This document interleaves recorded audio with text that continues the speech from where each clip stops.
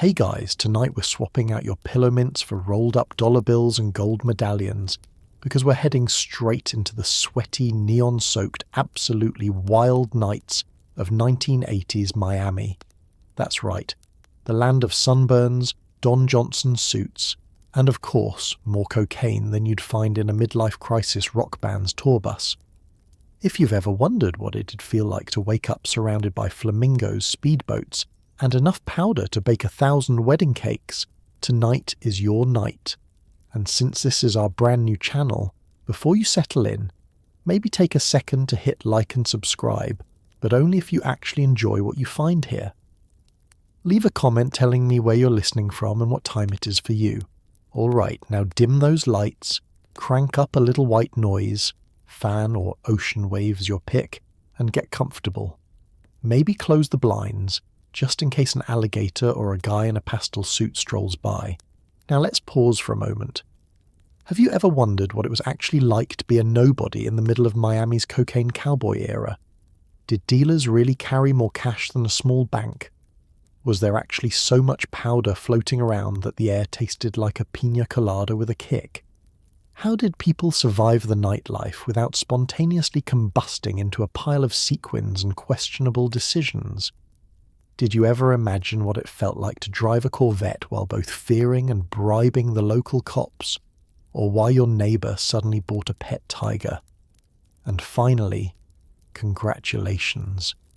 You've just woken up in Miami, 1981. The humidity is oppressive, your shirt is unbuttoned way too far, and there's a very good chance you're about to accidentally witness an international drug deal. Good luck. The morning Miami air is thick as molasses and just as sweet, if you count the faint hint of illegal substances wafting through the palm trees.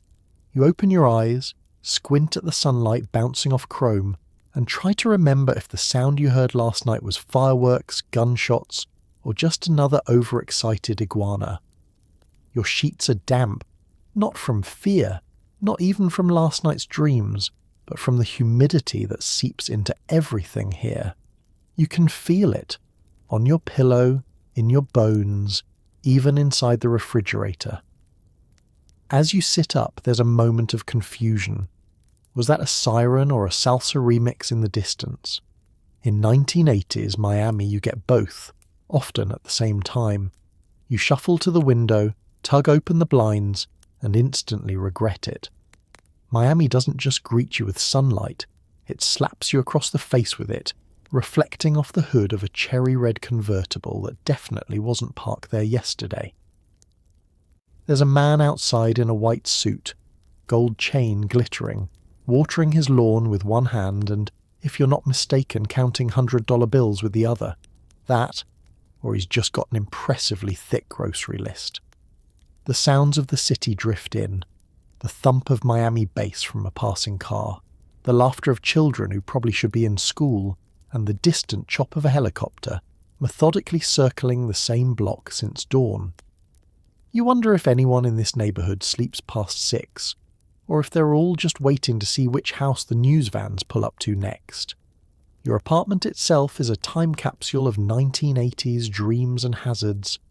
Rattan furniture, neon pink art, a fan that's been spinning so long you're sure it's developed sentience, and on the kitchen counter, a pyramid of messages scrawled on pastel post-it notes. Most are from people you don't know, with instructions like remember the code, or pick up the package by 3. You make a mental note to ignore anything that sounds like a plot point from Miami Vice. Breakfast is a ritual of contradictions.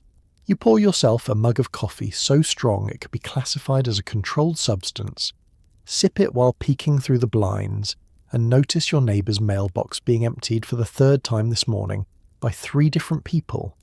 Maybe it's nothing. Maybe it's a federal crime in progress. In Miami, the two are often indistinguishable. The humidity clings to you as you dress. Cotton shirt, at least 2 buttons open, because everyone needs to see your fake gold medallion if you want to be taken seriously at the corner store. You contemplate the wisdom of socks, decide against it, and slip your feet into loafers. Style here is less about fashion and more about broadcasting. I am too cool to sweat, even as you mop your brow with a dish towel. You crack open the sliding glass door and are immediately assaulted by a wall of air scented with gardenias, exhaust, and what could be suntan oil or could be the cologne of a passing kingpin. On the balcony, a lizard eyes you with the kind of suspicion usually reserved for tax auditors. Down below, a flock of pink flamingos, half real, half plastic, stakes out the lawn. You wonder, not for the first time, which ones are more dangerous. Across the street, someone is already hosing down a speedboat at 8 a.m, and for a moment you debate whether they're a dentist, a dealer, or just really passionate about nautical hygiene. A couple walks by with matching perms and matching paranoia, pausing every few feet to glance behind them. You nod. It's important to blend in. You step out into the day, and the heat wraps around you like a suspicious embrace. It's a city that never fully wakes or fully sleeps. There's always someone coming home from a party, always someone else getting ready for a very different kind of business meeting.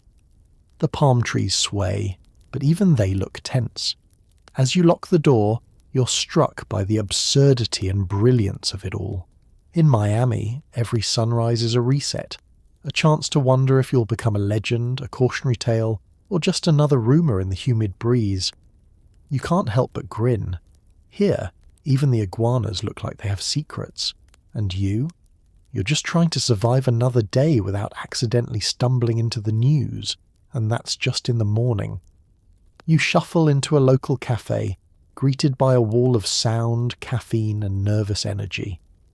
The only thing thicker than the coffee is the tension. Everyone's glancing over their shoulders, and you start to wonder if it's the espresso or just the lingering fear of a DEA raid. The tables are packed, every seat occupied by someone pretending to read the paper, but actually tracking the movements of the other customers with suspicious side-eye. The waiter's got the reflexes of a cat and the patience of a parole officer. He slaps down your demitasse, no smile, just a nod, as if to say, I saw nothing, I know nothing, you want sugar or not. You order a cafe cubano, which is less a drink and more an existential experience.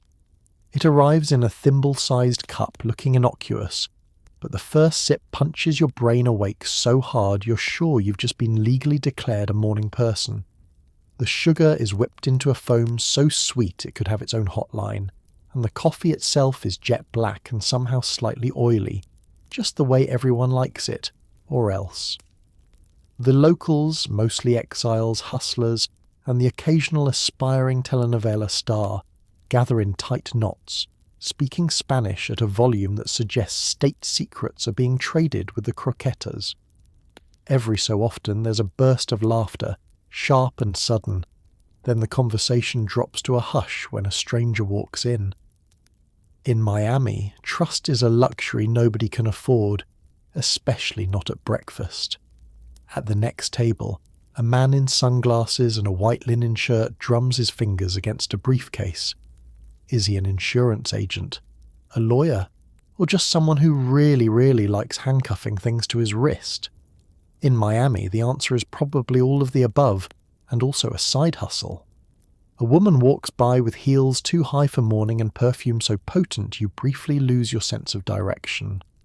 She whispers to the man, he slides a napkin her way, and the entire cafe pretends to be fascinated by the weather report on the flickering TV in the corner. You notice something else. The only people in a real hurry are the ones you don't want to follow. The line at the register is a slow-motion parade of feigned casualness. Every customer pretends to count change, but you can see them glancing at the mirrored wall, checking for uniforms, badges, or worse, the face of someone they double-crossed last week. The cafe owner, a grandpa with a gold tooth and a gaze that's seen 3 revolutions and a dozen currency changes, stands behind the counter as if daring anyone to try something stupid. You finally snag a table by the window, but the blinds are half drawn. Outside, you spot a car idling for too long at the curb. Is it just waiting for a friend, or is this about to be the world's most caffeinated stakeout? It's impossible to say. Even the pigeons look suspicious. Biting into your toast, you realise you're sandwiched between 2 conversations, One about last night's soccer match, the other about someone's shipment being late. You tell yourself it's bananas and plantains, but the tone suggests it's neither. Here, breakfast is never just breakfast. It's a daily ritual of performance art, a chance to remind everyone you're just another regular, harmless, possibly illiterate in whatever language the police are speaking this week. Eventually the cafe starts to empty, but you notice the regulars linger just a little too long, nursing refills, eyes on the door. Even your coffee comes with a side of adrenaline. You pay in cash, tip generously, and slip out before you're asked any questions you can't answer. In Miami's cocaine era, the only thing that moves faster than the café con leche is the city's collective heartbeat. You step back into the blinding daylight, a little sweatier, a little more awake, and a lot more careful. In this city, even breakfast is a high-stakes affair, and you wouldn't have it any other way. Next door, the lawn is immaculate, the pool is filled with inflatable flamingos, and there's a literal tiger on a leash. You pretend not to notice as your neighbour, wearing sunglasses inside and out, offers you a friendly but suspicious smile. In most neighbourhoods, a friendly wave from the neighbour means you'll soon be discussing crabgrass, or the merits of pressure washing your driveway. In 1980s Miami, your neighbour is just as likely to be negotiating international shipping rates as he is to be barbecuing on the weekend. The smell of grilled meat and the low, throaty rumble of a very large feline blend together on the breeze, and you silently rehearse what to say if the tiger ever decides to hop the fence. "Niece Kitty, please don't eat me. I'll mow your lawn for life." It's easy to spot the difference between old money, new money, and Miami money just by looking at the house. The businessman's property is an architectural fever dream. Faux columns, glass bricks, and enough gold trim to bankrupt an actual bank. Parked out front is a white Cadillac with license plates from 3 states and a personalised monogram on the door. You wonder if anyone's ever looked in the trunk and come back out to tell the tale. You can't quite place what business your neighbour is in, and that's exactly how he likes it. Sometimes it's import-export, sometimes real estate investments, and every so often exotic animal rescue. The only consistent thing about him is the mirrored aviators and the deep tan, the kind that requires either a month at the beach or a professional tanning bed set to scandal. You're never sure whether he's just gotten back from an all-night poker game or is about to leave for a court appearance. Mornings on the street are a parade of odd deliveries. One day it's aquarium supplies and frozen chickens.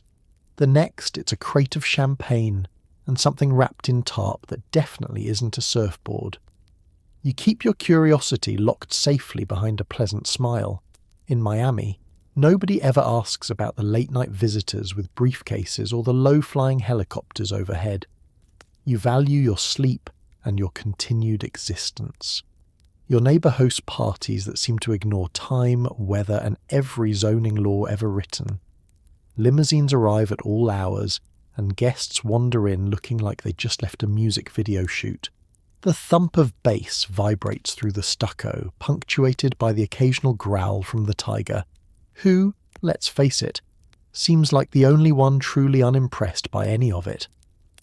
Sometimes you catch a glimpse over the fence, a crowd gathered around a glass coffee table, more jewellery than a pawn shop on payday, and conversations that veer wildly from the stock market to, how long does a tiger live anyway? You try not to listen, but it's hard when laughter and secrets float across the manicured hedge. On especially humid afternoons, the businessman's wife, or maybe girlfriend, maybe both, can be seen sunbathing by the pool, flipping through magazines and talking on a phone the size of a loaf of bread. She waves, her fingers weighed down by rings, and asks if you want to come over for a drink. You decline, citing errands or a headache, but mostly because you're not sure if the house rules involve feeding the tiger or becoming the tiger's lunch. Packages arrive constantly, overnight priority, sometimes just a guy dropping off a bag and speeding away in a rented sports car. You tell yourself it's just Miami being Miami. Maybe he really does have relatives in Colombia who send him care packages. Maybe he really did win that much cash at the dog track. Maybe the tiger was a rescue. Anything is possible here, which is what makes it so hard to sleep deeply, but so easy to make friends quickly, especially if you don't ask questions. Every so often, the neighbourhood association tries to get involved, sending out sternly worded letters about wildlife and noise ordinances. These are ignored, of course, or met with the sudden appearance of extra security guards patrolling the street in golf carts. The one time animal control came by, they left after a friendly chat and a large envelope, their truck filled with new pool floaties and enough barbecue to feed a small army. Living next door to a Miami businessman is an exercise in neighbourly diplomacy, plausible deniability and quick reflexes. You master the art of the non-committal nod and the good morning that means both please invite me to your next barbecue and please do not bury me under the koi pond. If you're lucky, the most dangerous thing you'll ever encounter is the businessman's fondness for late-night karaoke. If you're not well, at least you'll have a good story for the neighbourhood newsletter, assuming you ever see it published. In Miami, the American dream comes with air conditioning, a security system, and occasionally a pet that could eat you. You keep your distance, you keep your head down, and above all, you keep your sense of humour, because when your neighbour owns a tiger, sometimes laughter really is the best survival strategy. It's time to get ready. You reach for a pastel suit, gold chains and loafers, no socks. Every outfit is both a fashion statement and a warning. I am here to party, but I might also be armed. Welcome to the 1980s Miami wardrobe crisis. Your closet is less a place for storage and more a high-stakes battlefield between confidence and common sense. Should you go for the salmon pink blazer or the powder blue double-breasted masterpiece? Is today a deep V-neck with visible chest hair day? Or do you keep it relatively classy with a silk shirt open just enough to flash the kind of tan that screams, I own several offshore accounts? Decisions. Dressing like a Miami drug lord isn't just about looking good, it's about looking dangerous and slightly sweaty at all times. Linen is your best friend, mostly because the humidity would turn polyester into a personal sauna.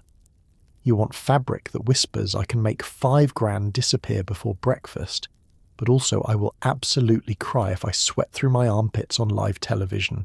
The rules are simple, bright is better, bolder is best, and subtlety is for accountants and undercover feds. You select a white suit with lapels wide enough to serve lunch on. Your loafers are imported Italian leather, because nothing says untouchable like shoes that never touch socks. Accessories are required: gold chains thick enough to anchor a speedboat, a pinky ring with a gem the size of a cough drop, and aviator sunglasses for indoor and outdoor use. Bonus points if your sunglasses are mirrored, so nobody can tell if you're negotiating a deal or secretly taking a nap. As you get dressed, you realise that every detail carries meaning. The fit must be tailored, because baggy clothes only work for tourists and people hiding packages. Your hair is slicked back with enough product to survive a tropical storm or a sudden police raid, whichever comes first. You glance in the mirror and give yourself a little nod. You look like you've just left a meeting with Don Johnson, or, at the very least, Don Johnson's barber. Of course, fashion in this city is not for the faint of heart. You step out and immediately blend into a rainbow sea of similar suits, gold chains, and unblinking stares. Even the valet guys dress like they're auditioning for a Miami Vice spin-off. You start to realise the real challenge isn't standing out. It's not accidentally dressing like your rival. Last week, you wore the exact same lavender blazer as Tony from 3 Doors Down. He took it as a compliment. You took it as a sign to start shopping at a different mall. In Miami, even your cologne is a competitive sport.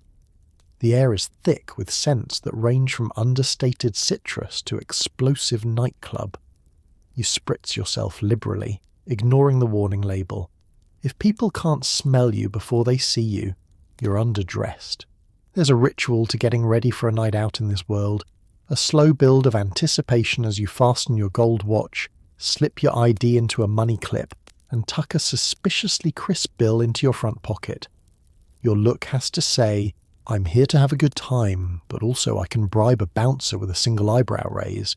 You throw on one last accessory, attitude. It's the one thing you can't buy at the mall, and in Miami it's more valuable than anything in your safe. Leaving your house is a parade of glances. Neighbours peer out from behind curtains, judging your colour choices. Passers-by look twice. Once to check if you're famous, a second time to see if they should be worried.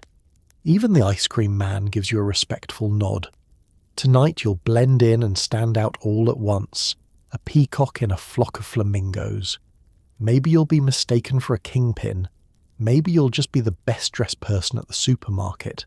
Either way, in 1980s Miami, your wardrobe is as much survival gear as style statement.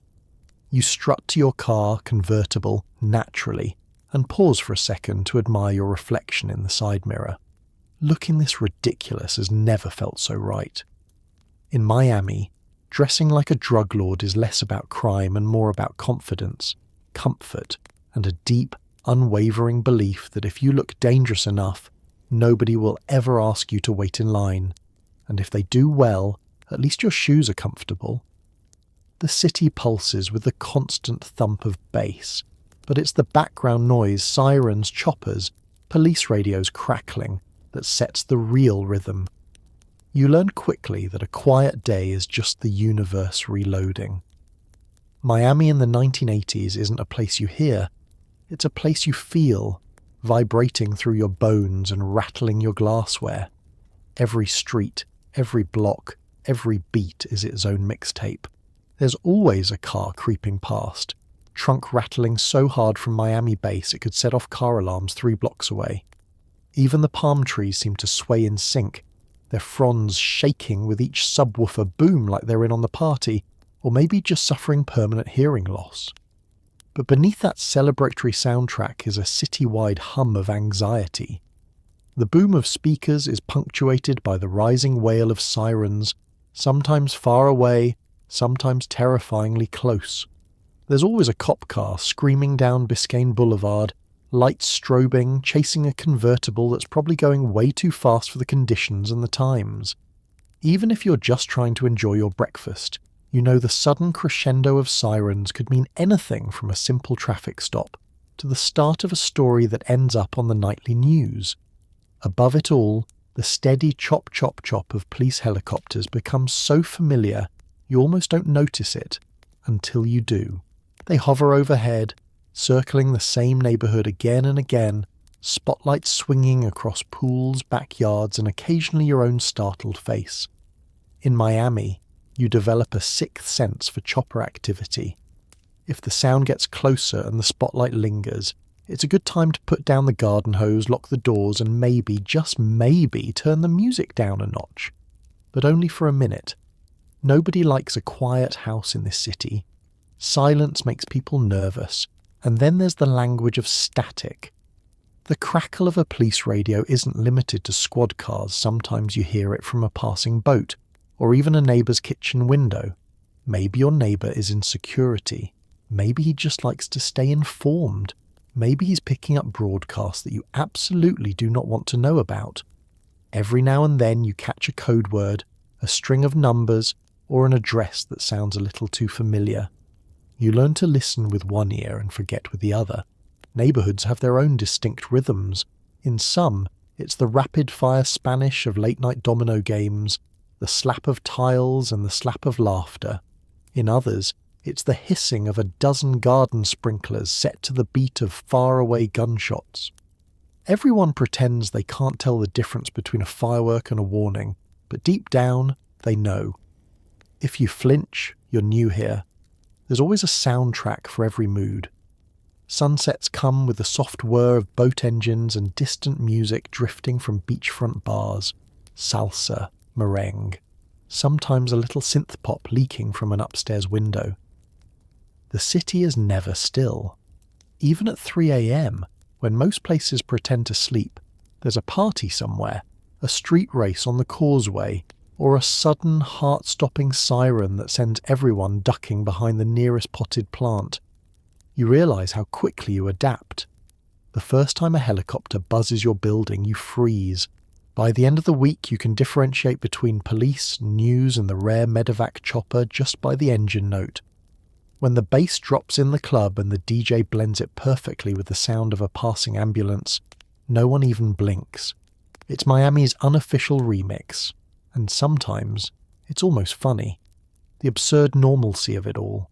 You're having a conversation on the patio and pause, not for polite listening, but to let a motorcade of motorcycles and 2 police cruisers scream by. You toast your friend, finish your drink, and go back to swapping stories as if you live in a city-sized nightclub with a police scanner for a DJ. This is the rhythm of life in 1980s Miami. Bass, sirens, helicopters, static, and laughter woven together into a chaotic symphony that somehow makes you feel alive, even as it reminds you to keep one ear open at all times. The soundtrack is relentless, but if you ever stop hearing it, you know you're not in Miami anymore. Or worse, the universe really is reloading. Grocery shopping in Miami isn't just about avocados. It's about pretending you don't notice the man in aisle 4 with a suspicious duffel bag and an accent straight from a Scorsese casting call. You enter the store, instantly hit by a blast of cold air and salsa music, loud enough to rattle the price tags. Shoppers drift down the aisles, some in flip-flops, others in snakeskin boots, all moving with a peculiar kind of hurry. There's a nervous energy in the produce section. People squeeze mangoes with the concentration of bomb squad technicians. You start to wonder if the secret to a good guacamole is actually knowing when to duck. Your shopping list is simple. Milk, bread, maybe something green to convince yourself you're eating healthy. But you also need to navigate around the unwritten rules. Don't stare too long at anyone's cart. Don't ask questions if you see someone buying 30 pounds of baking soda and a suspicious amount of plastic wrap. If you spot a guy muttering into a giant gold phone and nervously glancing over his shoulder, just remember, you're here for groceries, not for plot twists. Somewhere between the cereal and canned beans, you spot him. The man in the leather jacket, mirrored shades, and enough cologne to fumigate a warehouse. He's carrying a duffel bag that could comfortably fit a bowling ball, or, if you believe the rumours, something with considerably more firepower. You avert your gaze, suddenly fascinated by the nutritional facts on a box of Raisin Bran. You're not the only one playing this game. The staff seem oddly unfazed. The cashier is painting her nails between customers. The manager, a former boxer with a scar on his cheek and the patience of a monk, nods at everyone, even the guy testing the weight of 2 cantaloupes like he's about to bet his life savings on them. Nobody panics. Nobody calls the police. The rules of Miami grocery stores are simple. Mind your business, pay in cash if you can, and never ever mention what happened last Tuesday. In the frozen food section, things get stranger. A woman in designer heels and a fur coat inspects shrimp like she's planning a coup, while 2 kids argue over which flavour of ice cream will attract the least amount of attention. A stock boy, arms covered in tattoos, pushes a cart stacked with paper towels, looking like he just finished an all-night shift at a nightclub. He smiles at you, but there's a warning behind it. Don't get involved. You finally reach the deli counter, a place where Miami's culinary and criminal worlds blend seamlessly. The guy ahead of you is ordering 50 slices of mortadella and, oddly, writing down a phone number in lipstick on the wax paper. The woman behind the counter doesn't blink. She's probably seen worse. She hands you your ham, and as you fumble for change, you realise everyone here is pretending. Pretending not to see, not to care, not to remember anything out of the ordinary. Suddenly there's a commotion near the checkout lanes. Not gunfire, not today, just a heated argument over who cut in line. Voices rise, gestures get dramatic, and the man with the duffel bag quietly slips past, exiting with his groceries, or whatever else he picked up. You watch him go, telling yourself it's none of your business and praying it stays that way. At the register, you unload your cart with studied nonchalance, pretending you're in a sitcom, not a crime drama. The cashier eyes your groceries, then you, then the security mirror. You pay in cash, bag your own bread, and give a polite nod to the elderly man behind you who is, for some reason, buying 20 pineapples and nothing else. Walking back to your car, you hear the distant rumble of a lowrider's engine and the ever-present whir of a helicopter. You breathe a sigh of relief, groceries intact, dignity preserved, and adrenaline still humming beneath your skin. In Miami, even the most ordinary errands are a high-wire act. One wrong look and you're suddenly the main character in someone else's wild story.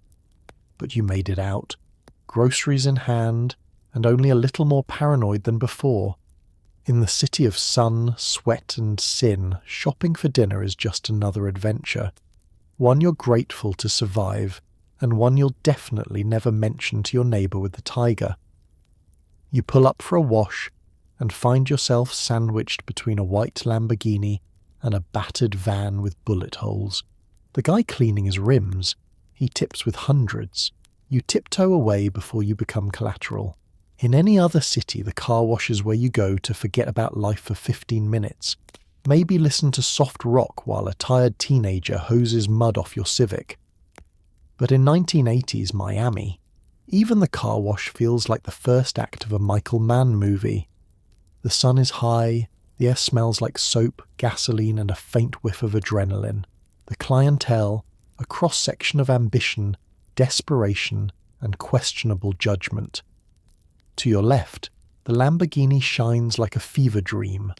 Candy white, custom plates, gold trim, and tyres with more polish than your entire wardrobe. The man behind the wheel wears a linen suit so blindingly bright you need sunglasses just to glance in his direction.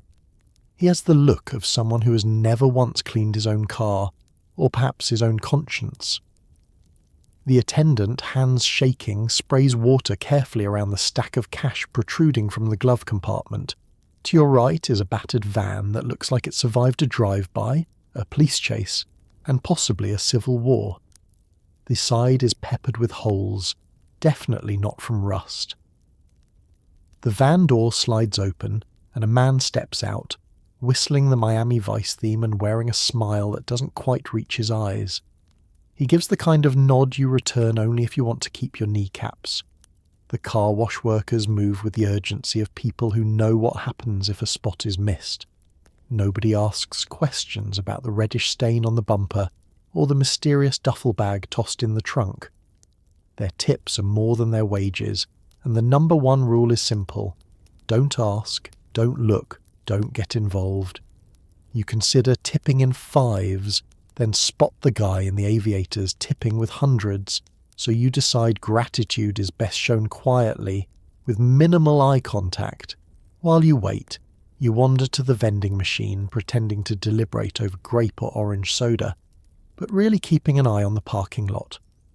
Two men in matching gold chains argue over the best way to buff out a bullet scratch. Nearby, a woman in 6-inch heels and a tracksuit paces while barking orders into a phone, occasionally pausing to check the trunk of her Rolls-Royce for, snacks.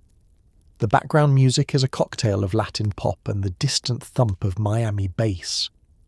The rhythm is only interrupted by the hiss of power washers and the mechanical squeal of the ancient drying machine. Every so often, a police cruiser cruises by at a suspiciously slow pace, the officers inside pretending to be very interested in the current price of vacuum tokens. People come and go, but nobody lingers. One man tips the attendant so generously the poor kid nearly faints. Another barely waits for the rinse cycle to finish before peeling out, tyres squealing, exhaust backfiring. The pavement is stained with oil and secrets.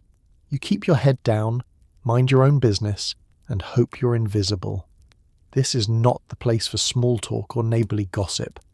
In Miami, the car wash is where the city's dirty laundry literally gets aired out, and sometimes that laundry comes with its own security detail. Eventually your car is waved forward. You double-check your mirrors, thank the attendant, and drive away slowly, resisting the urge to floor it.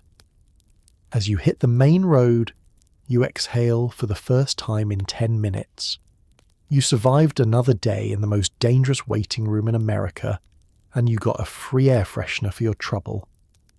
In 1980s Miami, the car wash isn't just about having a clean ride.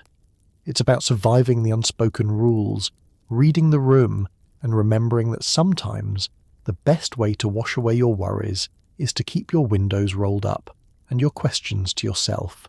At night, you're swept into a neon fever dream where everyone is either dancing, dealing, or nervously looking for exits. The line for the bathroom is suspiciously long, and nobody's in there to pee. This is Miami nightlife in the cocaine cowboy era, where the velvet rope is less about exclusivity and more about plausible deniability. Outside, there's a queue of people dressed like walking highlighters, every pastel suit and sequined dress glowing under black lights. The bouncers are built like linebackers and carry themselves with the kind of authority you only get from breaking up at least one sword fight. They eye everyone with practiced suspicion, one hand on the guest list and the other, very obviously, on a radio. You flash your best "I belong here," smile and glide inside, immediately swallowed by the music, a wall of synth and bass that makes your teeth vibrate. The place is packed.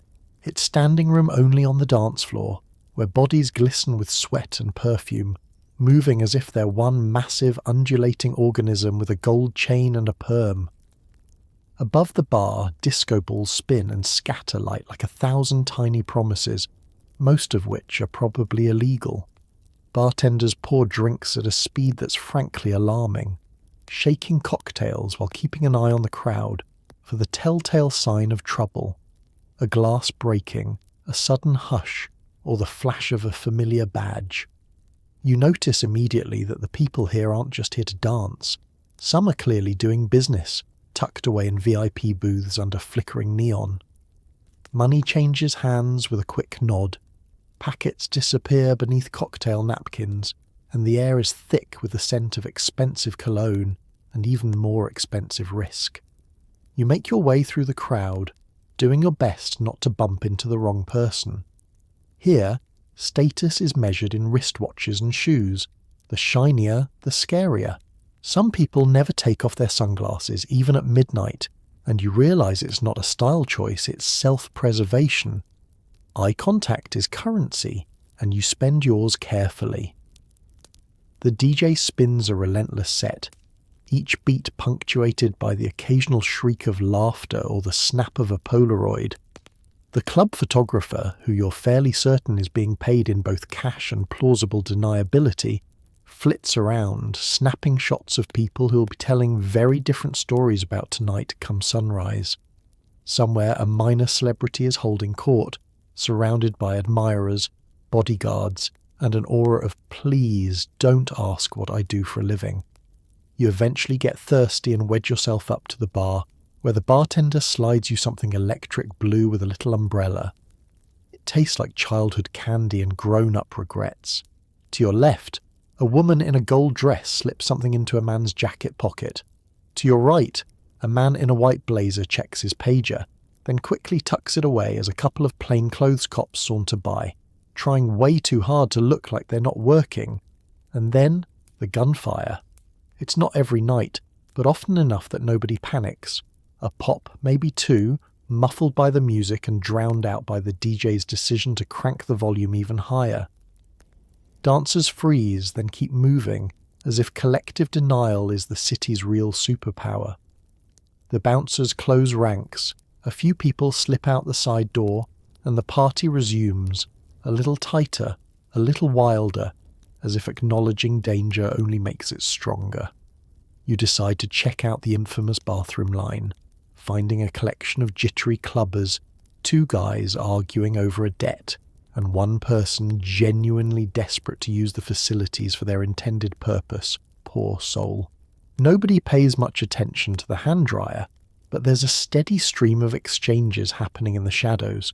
Money, gossip, or something less legal, all done with the casual efficiency of seasoned professionals. By the time you step back into the main room, the night is in full swing. You realise that here, glamour and danger dance together, inseparable and electrifying. The club pulses with the energy of a city living on the edge, every beat of the music echoing the unspoken truth. Nobody knows how this night will end, but everyone intends to enjoy the ride. In 1980s Miami, the nightclub isn't just a place to party, it's a kaleidoscope of ambition, fear, and joy, set to the soundtrack of a city that never truly sleeps. You move with the crowd, one eye on the exit, and promise yourself you'll never underestimate a bathroom line again. Forget Leave It to Beaver. Your new reality is 3 locks on the door, a German Shepherd, and curtains that never quite close all the way. You sleep with one eye open, just like everyone else. In 1980s Miami, home security isn't just a matter of a chain lock and a beware of dog sign. It's an Olympic sport, equal parts arms race and anxiety management. When you moved in, you thought a deadbolt would be enough.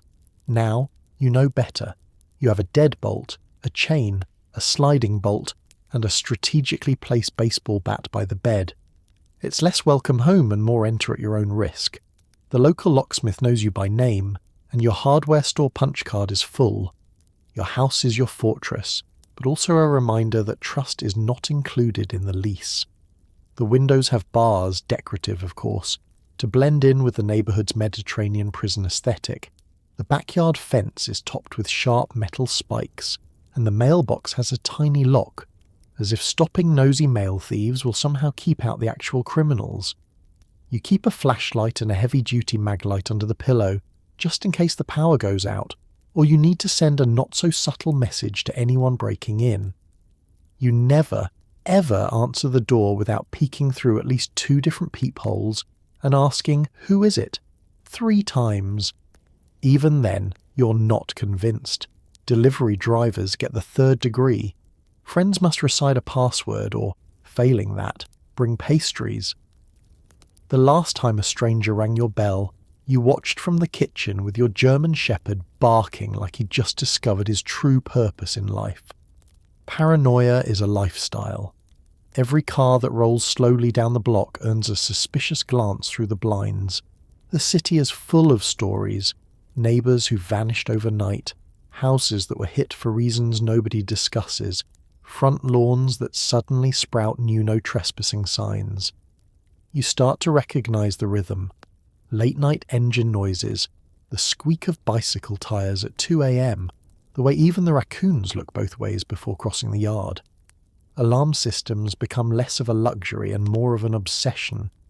You start with a basic setup, but soon it's sensors on every window, motion detectors in the hallway, and a keypad by every door. The alarm company calls so often, you're on a first-name basis. Sometimes the dog triggers it, sometimes it's just the wind, but you never take chances. The fear of a false alarm is nothing compared to the fear of a real one.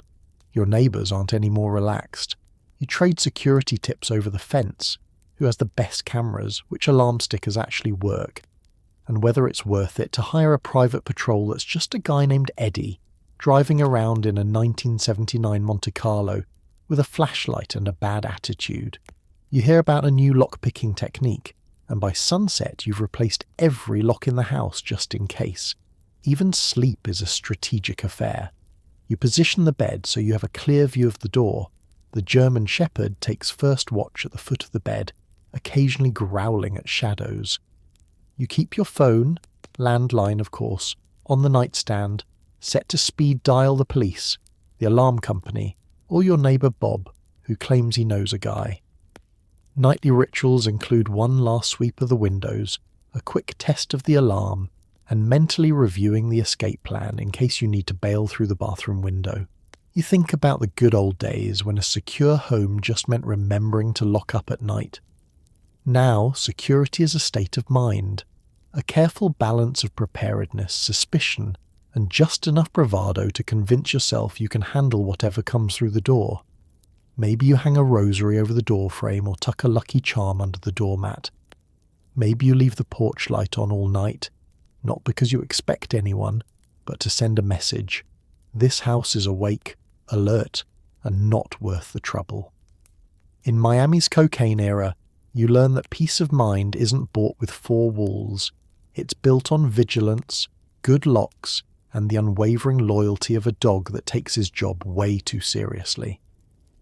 You close your eyes, drift off to the lullaby of distant sirens, and sleep as well as anyone can, knowing that when it comes to security, you're as ready as you'll ever be.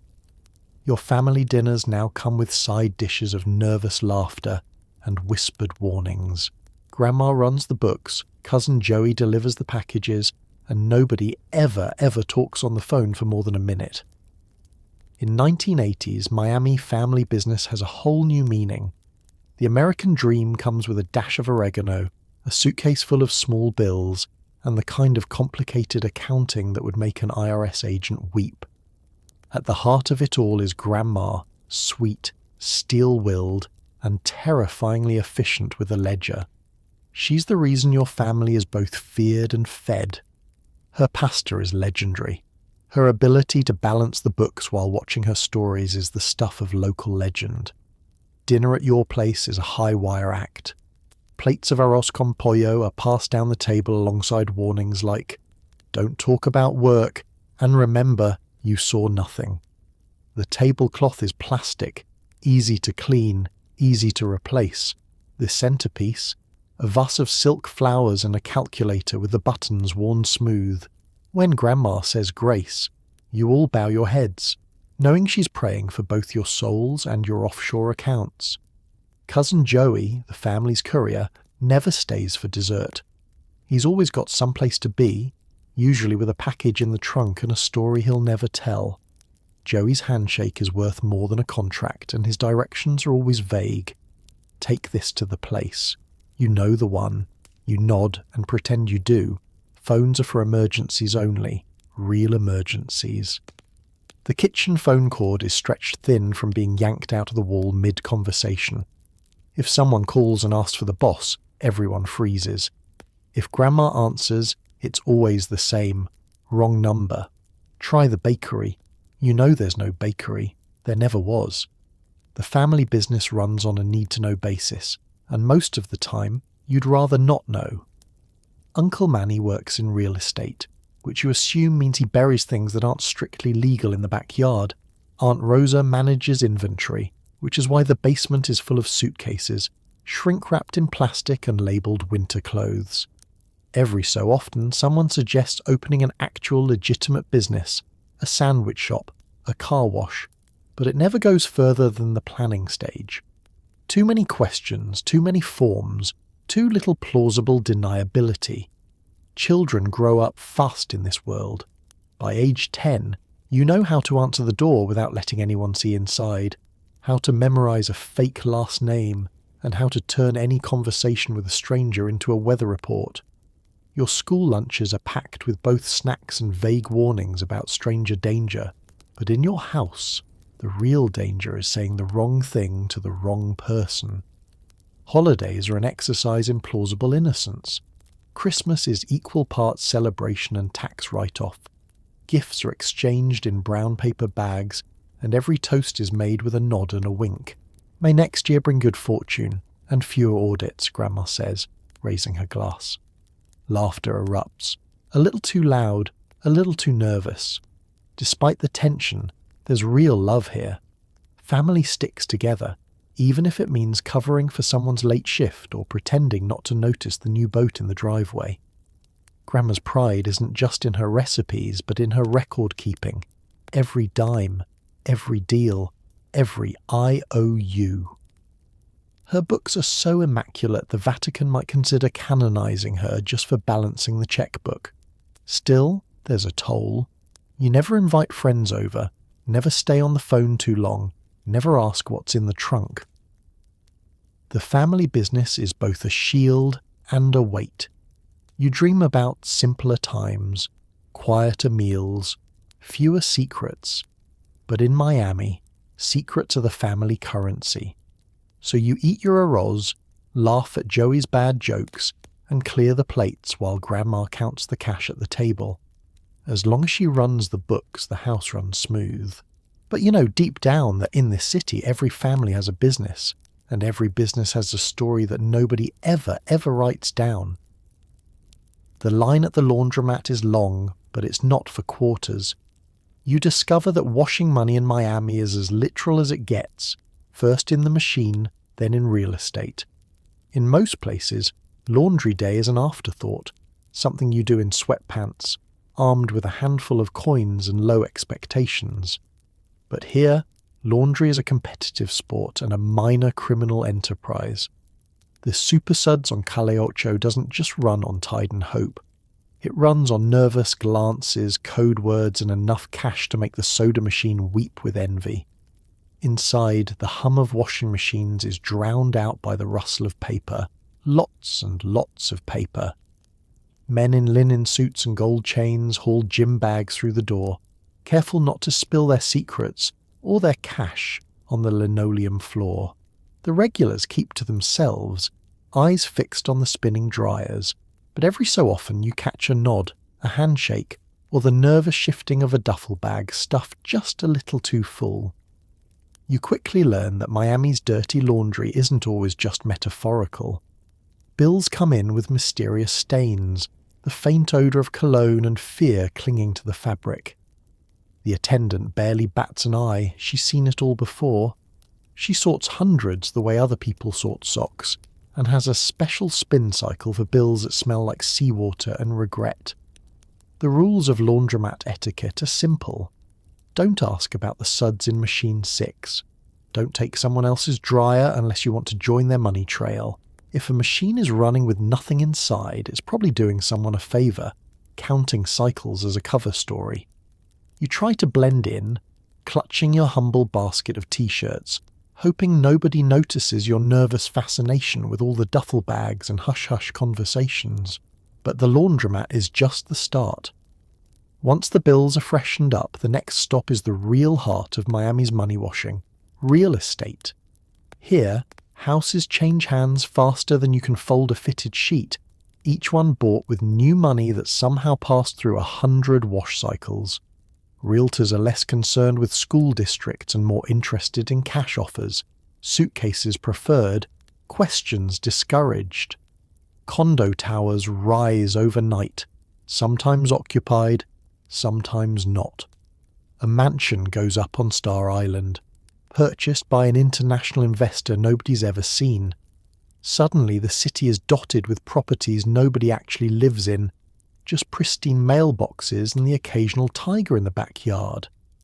If the IRS asks, they're all just investment opportunities, and in a way they are, just not the kind your accountant would recommend. Banks do their part too.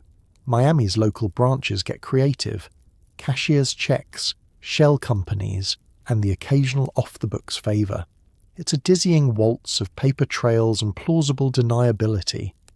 You overhear a teller explaining very politely that yes, they can absolutely move those funds, provided the paperwork is filled out just right, and of course, that nobody ever mentions it again. And then there's the grand finale, the luxury yacht. For some reason, nothing says I have nothing to hide like a 7-foot Sunseeker parked at the marina. You learn quickly that half the boats at the dock have never left the slip. They're just expensive storage units for cash, jewellery, and occasionally people with nowhere else to go. Deals are struck over glasses of champagne, with contracts signed on cocktail napkins and handshakes exchanged over imported cigars. The captain always gets paid in cash and never asks for a passenger list. As you watch the Miami sun set over the glistening water, you realise that in this city, washing money isn't just a side hustle, it's an art form, a civic sport, and a real estate development plan all in one. You pocket your change, fold your laundry, and try not to think too hard about who owns the building next door. In Miami, the only thing that's truly clean is the money, at least until the next spin cycle, and as long as there are fortunes to be made, there'll be someone, somewhere, queuing up for the big wash, dreaming of a luxury yacht and a life that's always just one rinse away from respectability. Law enforcement here is part fashion show, part game of spot the undercover. You see officers wearing silk shirts, aviators, and sometimes smirking at the guys they're supposed to be chasing. In 1980s Miami, you don't just fear the cops, you try not to get upstaged by them. Forget the drab uniforms and donut shop stereotypes. Miami's finest strut onto the scene looking like backup dancers in a luxury yacht commercial. They rock pastel blazers with the sleeves casually rolled, t-shirts tucked in just right, and enough gold jewellery to set off a metal detector from 100 paces. Their shoes are spotless, their hair artfully windswept, and their cologne, frankly, could knock out a small horse. It's almost unfair. You're trying to live your best semi-law-abiding life, and suddenly you're wondering if the guy leaning against the Camaro is going to arrest you or hand you a business card for his modelling agency. Cops and criminals eye each other in the parking lot of the hottest club, both groups trying to out-charm the velvet rope. Undercover officers blend in so well, you can't tell if that guy chatting up the bartender is about to order a gin and tonic or read someone their rights. Patrols aren't done in beat-up sedans, but in muscle cars with enough horsepower to make car thieves jealous. You hear stories, some true, some suspiciously cinematic, of chases down Ocean Drive, sirens howling and neon lights reflecting off mirrored sunglasses. If you're driving an ordinary sedan, you're outclassed by both sides. Traffic stops are an exercise in style and suspicion. Is the cop really a cop, or just another player in Miami's endless masquerade? The interrogation rooms are probably the only places in Miami not decorated in teal and flamingo pink. Still, the vibe is less law and order and more mid-tier fashion shoot. The detective slides a manila folder across the table, his manicure somehow perfect, and asks with a wink, "Where were you Thursday night?" It's hard to be intimidated by a man with a lavender tie and matching socks. But in Miami, you quickly learn not to underestimate anyone with mirrored aviators and a badge tucked in their waistband. There's a strange camaraderie on the street, an unspoken acknowledgement that tonight at least, everyone is playing their role. Dealers and detectives share knowing glances at the corner cafe, nodding at each other like rival cast members in the world's most confusing soap opera. Sometimes, after a bust, you hear about the cop who let a suspect go with a warning and a tip on where to get the best pastelitos. Sometimes you hear about the cop who never took a bribe but always seemed to leave the club with a new phone number. Undercover work in Miami isn't for the shy. You need nerves of steel and a wardrobe to match. It's not unusual for an officer to go months without showing a badge, instead building a persona: club regular, car enthusiast, up-and-coming music producer. The lines blur, and sometimes the only way to spot the cop is to look for the guy not sweating, not blinking, and never ever running out of small talk. Of course, fashion-forward policing has its risks. There's always the danger that someone mistakes you for the competition, especially in the wrong neighbourhood, at the wrong time, in the wrong shade of mint green. Stories circulate of standoffs where both sides hesitated, unsure who was supposed to chase whom.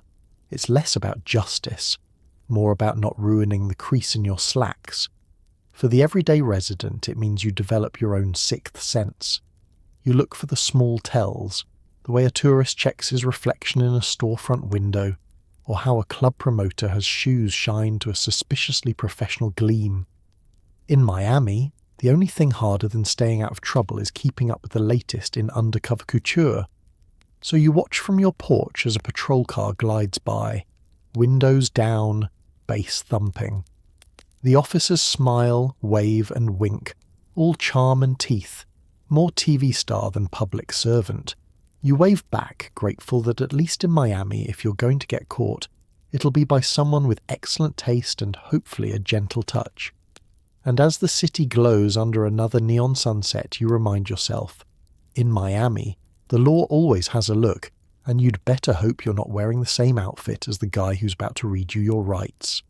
Sometimes the only place for business is a lonely stretch of highway where the only witnesses are a few dozen hungry reptiles. You grip the steering wheel, sweat through your shirt, and try not to look too nervous. Alligator Alley isn't just a clever nickname. It's a literal invitation to drive straight into the heart of the Everglades, a 2-lane blacktop flanked by nothing but sawgrass, darkness, and the occasional flicker of eyes in your headlights. This is where Miami's problems come to slither, and where half the city's unofficial meetings seem to happen after sundown. You turn the radio down low, listening for sirens or helicopters, anything that might mean your drive is about to get interesting, or a lot shorter. You check the rearview mirror out of habit, making sure no one's following, though in this darkness you couldn't spot a tail if it had hazard lights and a disco ball. The only lights are your own, and, just occasionally, the pair of headlights approaching in the opposite direction, always slowing, always watching. Every car out here is either up to no good or very, very lost. As you drive, the temperature inside your car rises. The Everglades air is swamp thick, and the AC is struggling for its life. The windows fog up from your own nervous breath. Somewhere out there, a bullfrog croaks, and something massive splashes, reminding you that dead of night is not just a figure of speech out here. It's a business model. You pull over at the agreed-upon mile marker, your tyres crunching gravel as you ease to a stop. The silence is overwhelming. You realise there's no such thing as quiet in the Everglades, only the background hum of insects, the rustle of palm fronds, and the slow, deliberate plop of something large entering the water. You try not to wonder if it's an alligator or just your imagination, but in Miami the two are basically the same thing. A set of headlights appears in the distance, growing closer, slower, then flicking off abruptly. Another car, another driver, another bag in the trunk, no questions asked. The rules here are simple. Don't bring extra people, don't forget the cash, and don't, under any circumstances, get out of your car unless you're told. Most business is conducted with windows cracked, engines running, and pleasantries kept to the barest minimum. The person you're meeting looks just as nervous as you feel. He checks his watch, glances at the glistening ditch, and mutters something about the mosquitoes being bigger this year. You laugh, but it comes out shaky. Out here, every joke is also a warning. The transaction is brief. A duffel bag swaps hands, a brown envelope disappears into a glove compartment, and everyone avoids eye contact. There's no handshake, no names. You half expect an alligator to slither up and demand a cut. You try not to linger. Deals made on Alligator Alley have an expiration date, and the longer you stay, the more likely you'll have to explain yourself to someone with a badge or a tail. As you roll away, you catch a glimpse of something low and long shuffling across the road. You slow down, out of respect and, frankly, terror. Miami's unofficial motto: don't anger the locals, human or reptilian. The drive back is always quieter. The pressure lifts, but not completely. You try not to check the rearview mirror more than necessary, but old habits die hard. The adrenaline slowly fades, replaced by a strange mix of pride and guilt. You survived another trip through Alligator Alley, outwitted the law and the wildlife, at least for now. Back in Miami, the city lights feel almost comforting, even as you know you're still not truly safe. There's always another night, another drive, another deal. But for a moment, as you roll past neon signs and familiar faces, you're grateful for air conditioning, concrete, and problems that don't involve things with teeth lurking in the dark. In 1980s Miami, even the back roads are an adventure. And if you ever need a reminder of how quickly things can go sideways, just remember, out there on Alligator Alley, you're never really alone. Not with all those eyes watching, some waiting for a deal, some just waiting for dinner. You're invited to a party on a boat. Is it a birthday, a drug deal? Both. Nobody knows, and nobody cares, as long as the drinks keep coming and the Coast Guard keeps their distance. The invitation comes by way of a phone call at midnight or a napkin scribbled at a nightclub. Never anything traceable. You show up at the marina, the salt air thick with the perfume of money, sunblock, and the faintest whiff of impending scandal. The docks are lined with everything from rickety fishing skiffs to towering yachts, most named after ex-wives, rare birds, or obscure jokes only their owners find funny. Someone shouts your name, waves a plastic champagne flute, and you clamber aboard. Boat parties in 1980s. Miami are the definition of don't ask, don't tell.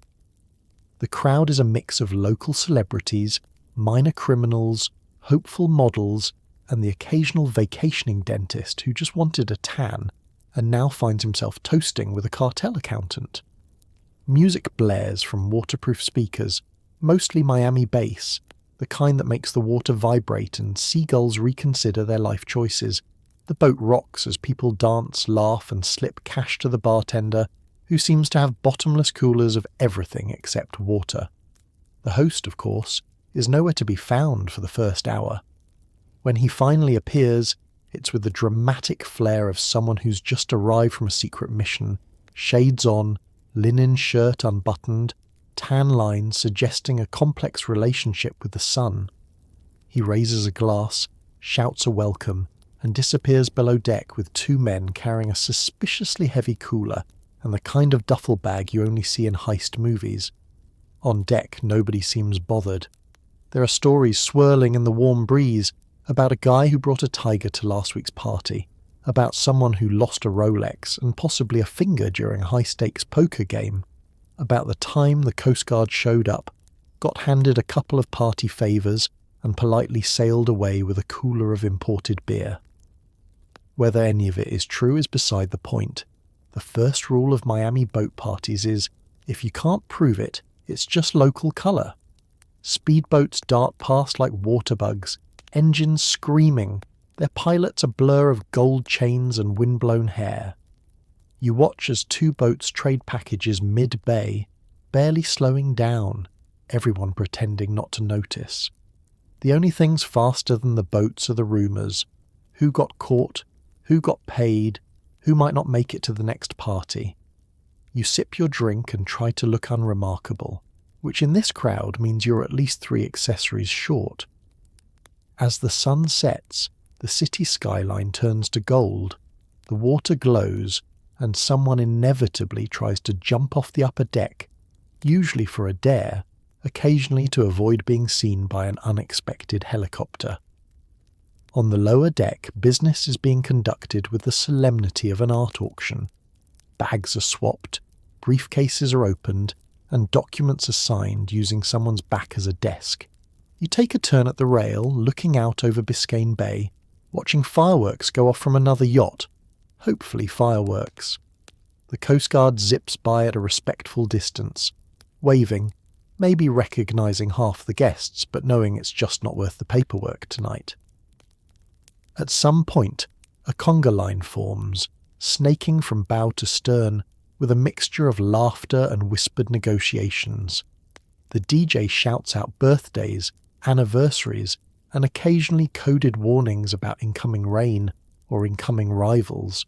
Someone hands you a plate of shrimp, another slips you a card with only a phone number, and you realise you're making memories you can never, ever repeat to anyone not currently wearing boat shoes.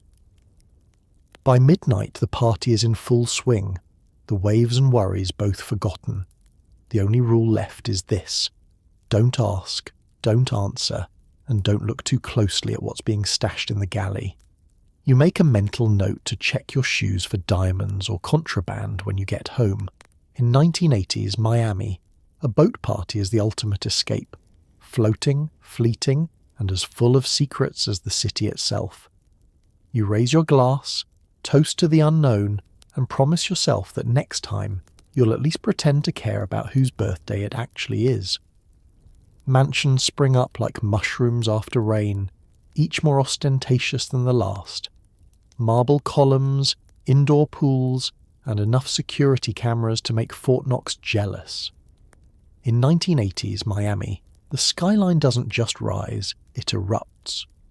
One day you're driving past empty lots and overgrown palms, and the next, there's a full-blown palace blocking your view of the bay. These aren't your average homes.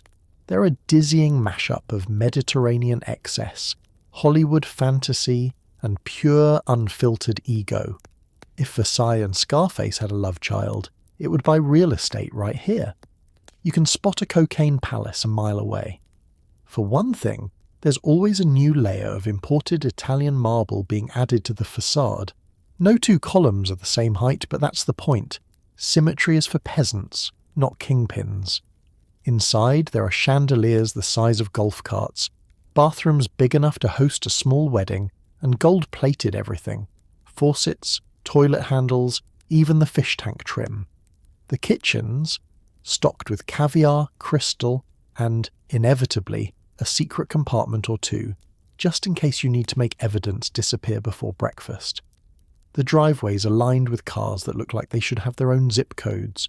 Ferraris, Lamborghinis, stretch limos that take three-point turns just to leave the property. The neighbours complain about the noise, but never loud enough to draw attention. After all, in Miami, discretion is the better part of self-preservation. Landscaping is an art form, and the only rule is more. Palm trees are imported fully grown. Fountains bubble with filtered water, and the lawns are so green it makes you wonder if someone's laundering turf as well as cash.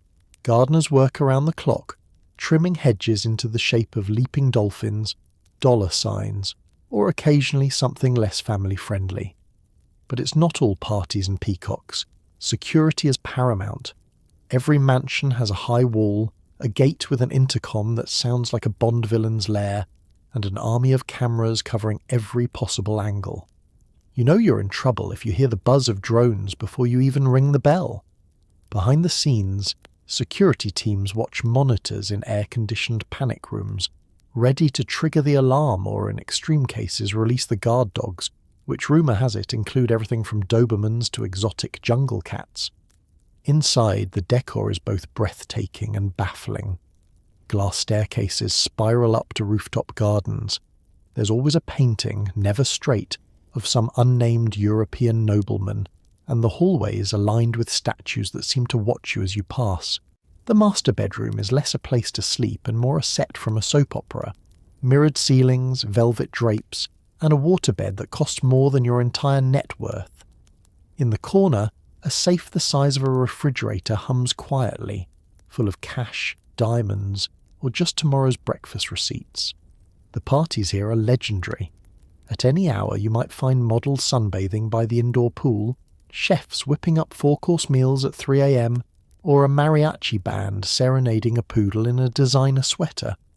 You mingle with actors, athletes, politicians, off the clock of course, and maybe a guy who claims he's an ambassador but can't remember which country. But beneath the glitz, there's always a hint of fear. Every guest is vetted, every window shatterproof, every phone call answered with a code word.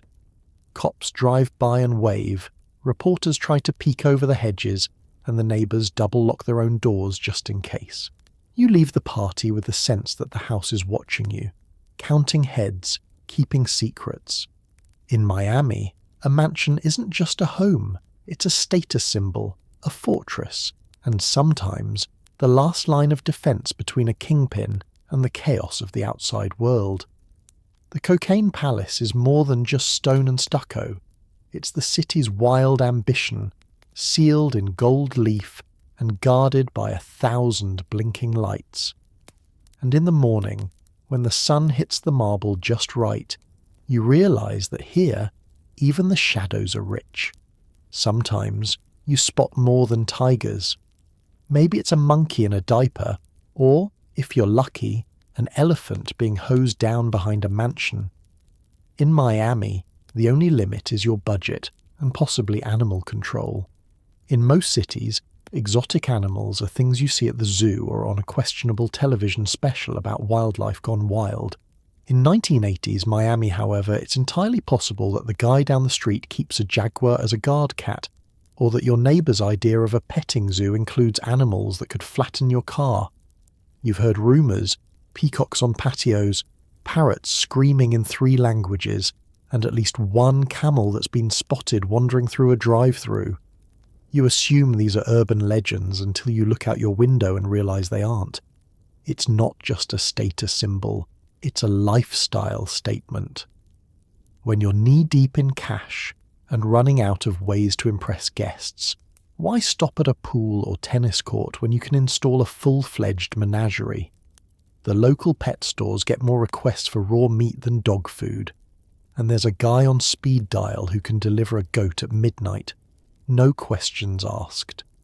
Some people rescue strays. Here, the strays might be a couple of capuchin monkeys and a baby crocodile rescued from a rival's cargo hold. Backyards that used to be the site of family barbecues are now sprawling jungles, complete with custom ponds and artificial waterfalls. You catch glimpses of flamingos mingling with roosters, a tortoise sunning itself next to the pool filter, and, on the rarest occasions, an elephant calmly grazing on your neighbour's prize hibiscus. The fences are high, not to keep people out, but to keep the animals from exploring the neighbour's prize roses. Sometimes it works, sometimes it doesn't. Animal control officers make more house calls than pizza delivery. They show up armed with nets, tranquilizer darts, and the weary expression of people who have seen far too much. They're never surprised anymore. Oh, just a zebra in the garage? At least it's not leopard on the roof this time. The local vet is fluent in both Spanish and Swahili, and the waiting room often contains both nervous dogs and a sullen-looking macaw with a gold chain. The neighbours have stopped complaining. They just invest in stronger fences and keep a close eye on their chihuahuas. The mailman does his rounds with a can of pepper spray and a pocket full of peanuts just in case. Even the local kids get in on the action, daring each other to see who can spot the weirdest animal on the block. Of course, all these animals need feeding and entertainment. The weekly shopping list includes 50 pounds of bananas, crates of fish, and occasionally a whole side of beef for the lions, or so you hear. It's not unusual to see a monkey riding shotgun in a convertible or a toucan perched on the edge of the hot tub, looking as though he's judging everyone's taste in music. There are downsides too. Loud noises can send a stampede through the hedges, and there's always the chance that a pet panther mistakes the neighbour's garden gnome for an appetizer. Insurance policies become thick as phone books, full of clauses about animal-related incidents, and yet no one seems particularly bothered. In Miami's cocaine era, your social standing is measured in carrots and claws. Sometimes, at night, you hear strange noises, roars, screeches, the occasional trumpet. You lie in bed and wonder if it's all a dream, if maybe you slipped into some surrealist painting. But when you open your curtains in the morning and find muddy elephant prints crossing your driveway, you know you aren't dreaming. This is just another day in paradise, a place where the wildest creatures on earth aren't just the people. They're living in the backyard too. So you pour your coffee, wave at the neighbour hosing down his baby hippo, and remind yourself, in Miami, keeping up with the Joneses means having the only backyard in the zip code without hoof prints, paw prints, or bite marks. And honestly, you're starting to think you might be missing out. The phone rings, and every muscle tenses. Is it your mum? Is it the cartel? Is it someone speaking in code about pineapples? You let it go to voicemail if you're smart. In 1980s Miami, every call comes with a side of existential dread.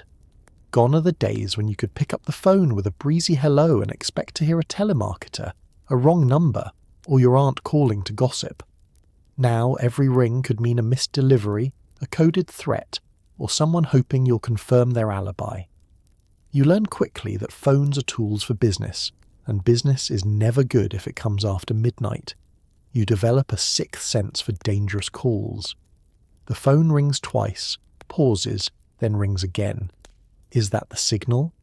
You start to track the patterns, like a spy in your own living room. 3 short rings means it's probably family. 1 long ring and you don't recognize the number. You let the answering machine take the risk. Your outgoing message is cautious, generic, and reveals nothing, except, perhaps, how much you wish you lived somewhere less exciting. If you do pick up, you answer with a simple yes. Never your name, never a greeting. Sometimes the voice on the other end starts in English, flips to Spanish, then mutters in code about shipments of pineapples or asks if you fed the goldfish. These are not horticulturists or pet enthusiasts. You become an expert at answering in vagueness. The weather's fine, or everything's as planned, hoping that's what they wanted to hear and not some secret signal for all-out war. Caller ID? Not in this decade. Instead, you're left guessing, piecing together clues from the static, the background noise, the urgency in someone's voice. Every call longer than 30 seconds becomes suspicious. Every phone bill is checked for unfamiliar area codes. Every click and pop on the line makes you wonder if someone else is listening in. Sometimes it's even more surreal. You get calls for the wrong person, wrong house, wrong name, wrong everything. But you never correct them. No one here by that name you say, even if you just had dinner with that exact person an hour ago. In Miami, plausible deniability isn't just a defense, it's a way of life. Family learns the new rules fast. Mum never leaves more than a 2-word message. Your cousin, who used to babble for hours, now says, "It's me," and hangs up. If someone actually asks how you are, you immediately suspect a trap. Small talk is for people who haven't seen the local news lately. There are times, of course, when you're waiting for a call, the job interview, the real estate closing, the confirmation that your cousin Joey has successfully delivered his package. But even then, you keep it brief, never repeating details, always conscious that the walls could have ears, or at least the phone company does. Sometimes, to play it extra safe, you agree to meet in person at the loudest cafe you can find, where background noise drowns out even the most enthusiastic pineapple discussion. And then there are the prank calls, the breathless wrong numbers, the late-night heavy breathing that might just be someone on the other end eating nachos too enthusiastically. You hang up, unplug the phone, and try to sleep, knowing that in Miami, the real prank is surviving another day without getting yourself on a wiretap. In time, your reflexes sharpen. The phone rings and you freeze, weighing your options. Answer, let it ring, or throw it out the window and hope for the best.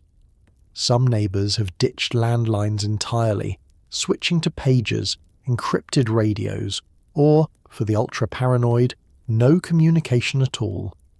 You wonder what that kind of peace and quiet must feel like. But this is Miami. The sun is bright, the air is heavy, and every call could be your ticket to fortune or your first step into a very complicated explanation. So you let it go to voicemail, pour yourself another cafecito, and congratulate yourself on making it through another day with your secrets and your sense of humour intact. Somewhere between panic attacks, you realise your boring job-balancing books now involve Swiss bank accounts, bribes, and the kind of math that gets people disappeared. It wasn't always like this. Once your life was a soothing parade of spreadsheets, receipts, and quarterly reports. Maybe you even wore a tie, dreaming of a gold watch and a 401k. But in 1980s Miami, accounting for the wrong client can turn a 9-to-5 into 24/7, sweat-soaked anxiety spiral.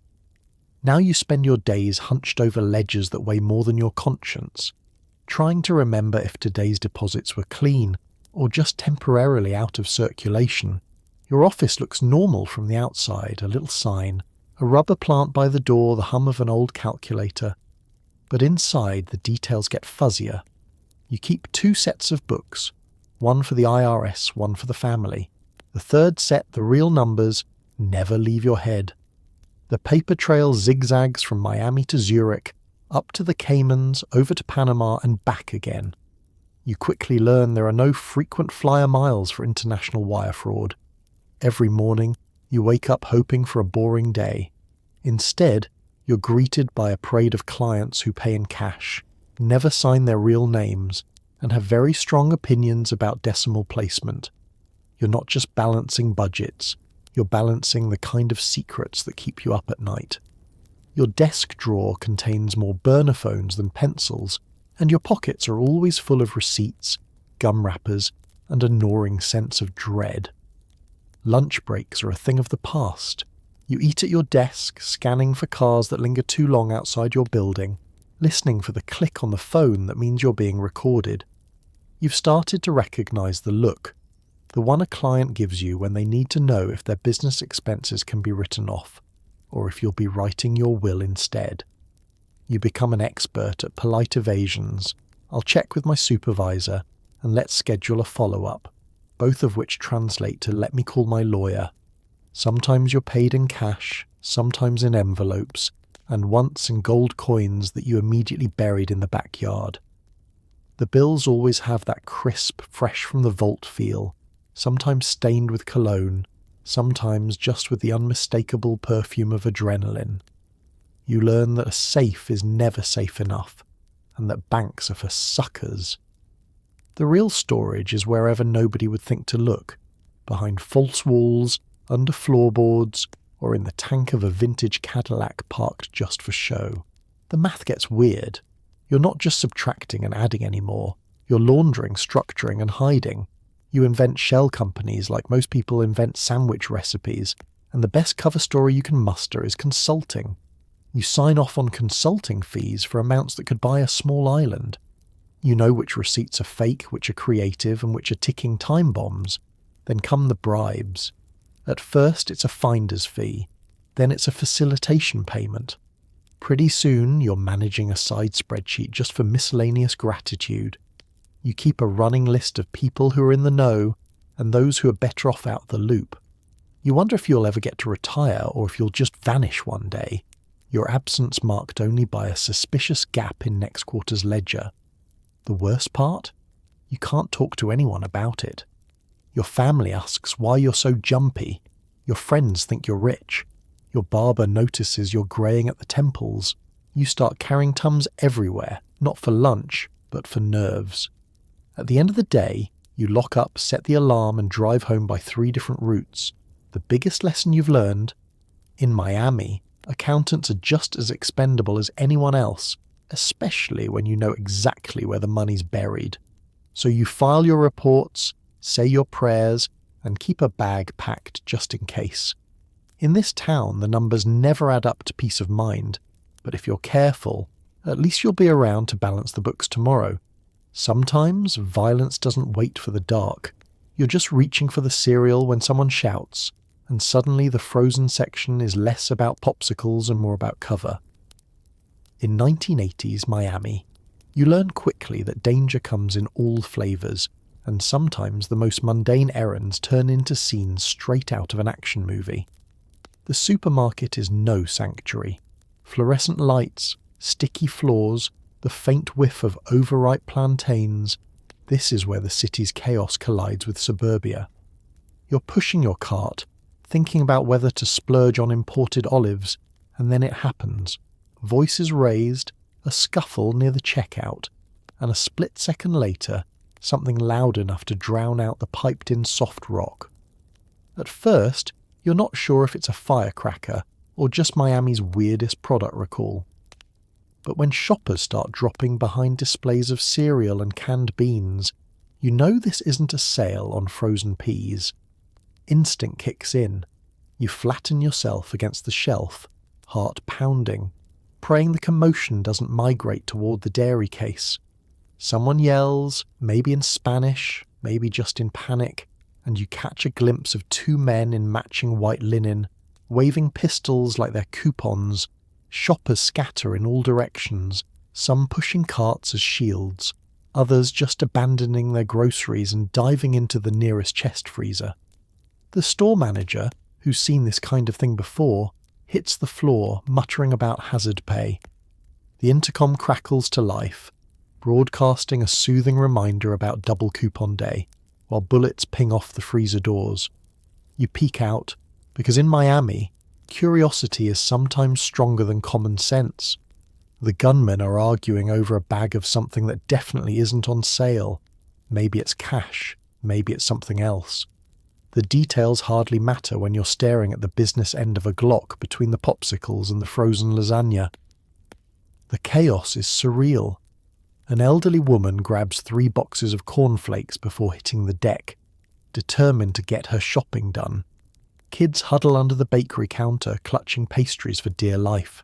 The guy from produce, who's built like a linebacker, ushers people toward the back exit, cool as a cucumber, shouting directions in 2 languages. Outside, sirens wail, police, ambulance, maybe just someone with an air horn and a death wish. You wonder if anyone will ever believe your story. Who gets caught in a shootout while shopping for soup? Only in Miami. Eventually the noise dies down. The gunmen bolt, leaving behind a trail of shredded lettuce, dropped magazines, and at least one very confused security guard. Shoppers slowly emerge from their hiding spots, dusting off flour and dignity. The manager stands up, straightens his tie, and reassures everyone that the coffee aisle is still fully stocked. Cops arrive, not in a rush, but with the weary resignation of people who've answered this call before. They take statements, snap Polaroids, and try not to step on the spilled guava jelly. No one wants to be a hero, and everyone claims to have been in the bathroom the whole time. You quietly count yourself lucky you didn't end up as the day's special on the supermarket bulletin board. Somehow the store goes back to business as usual. Shoppers return to their lists, determined not to let a little gunfire disrupt their dinner plans. The clean-up crew rolls out buckets and mops, scraping up the evidence and gossiping about whose turf war it was this week. You grab your groceries, maybe even snag an extra box of cereal, because you've earned it, and head to the parking lot scanning for any signs of trouble. In the car you sit for a moment, hands shaking, thinking about how only in Miami could you risk your life for a buy-one-get-one deal. You promise yourself you'll switch to delivery next week, but deep down you know you'll be back. After all, in this city, even grocery shopping is an adventure, and sometimes aisle 6 is just where your luck or your story runs out. In Miami, a car chases old news. If things go south, everyone sprints for the docks. Even your elderly neighbour has a getaway skiff and a story he'll never tell. It's a running joke and a survival strategy. Forget the myth of slow, sun-drenched afternoons in pastel-painted bungalows. In 1980s Miami, every respectable criminal, hustler, and even a few mild-mannered dentists keep one eye on Biscayne Bay and the other on their fuel gauge. You learn pretty quickly that in a city with more water than patience, a speedboat is the only thing standing between you and an awkward conversation with the police, or worse. Every marina is crowded with fishing boats that have never seen a rod and pleasure cruisers that have never hosted so much as a sandwich. From battered aluminum rowboats to luxury cigarette boats that look like they belong in a music video. There's a getaway option for every budget. The fancier the boat, the fancier the crimes. Some come with twin engines, custom paint jobs, and hidden compartments so sophisticated you'd think they were designed by NASA, if NASA specialised in evading customs. The city's geography is tailor-made for vanishing acts. Miami is all inlets, canals, and tangled mangroves, offering more escape routes than an action movie. You start to recognise the locals who know the backwaters best. Old ladies with sun hats and suspiciously well-maintained outboards, teenagers who can hotwire a motor faster than they can solve a math problem, and men in gold chains who always have a boat guy on speed dial. The best part? Nobody asks questions. Someone races past in a midnight blue Donzi at 3 a.m, kicking up a rooster tail of spray, and everyone just shrugs. In Miami it's rude to point. If your neighbour's speedboat is gone for 3 days, you don't ask if they caught any fish. You just welcome them back with a nod, a cafecito, and absolutely no questions about the new scratches on the hull. You pick up the unspoken tricks. Dock near an exit. Keep your keys handy. Don't brag about top speed unless you can actually back it up, because chances are you'll be challenged to prove it, sometimes by law enforcement, sometimes by someone who's just a little too curious about your cargo. The Coast Guard gets more action than most local sheriffs, zipping up and down the waterways with binoculars, bullhorns, and occasionally a sense of humour. But even they can't keep up with a well-tuned twin-engine boat and a desperate Miami resident. There's a whole etiquette to aquatic getaways. If you're fleeing the scene, you're expected to keep the splashing to a minimum. Nobody likes a show-off. Local law says that the best boat pilots can lose a tail in under 10 minutes, using nothing but fog, moonlight, and a working knowledge of mangrove tunnels. They say the real professionals can navigate by smell, memory, and the faintest hint of exhaust. And it isn't just criminals who are prepared.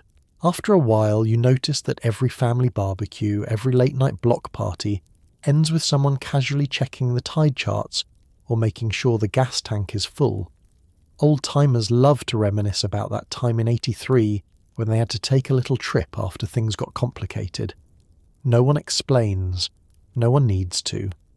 For newcomers, it all feels absurd. But soon, you start wondering if you should get a boat too, just in case. You browse the classifieds and weigh the merits of horsepower, hull design, and plausible cover stories. Fishing, you tell your friends, but everyone knows what that means. In Miami, escape isn't a last resort, it's a lifestyle. Maybe you'll never need to outrun the law, a rival, or your own bad decisions. But it's nice to know you could, should the need arise. So you keep a life jacket by the door and a cooler in the trunk, and you practice your poker face for the day someone asks, "Why do you need a boat anyway?"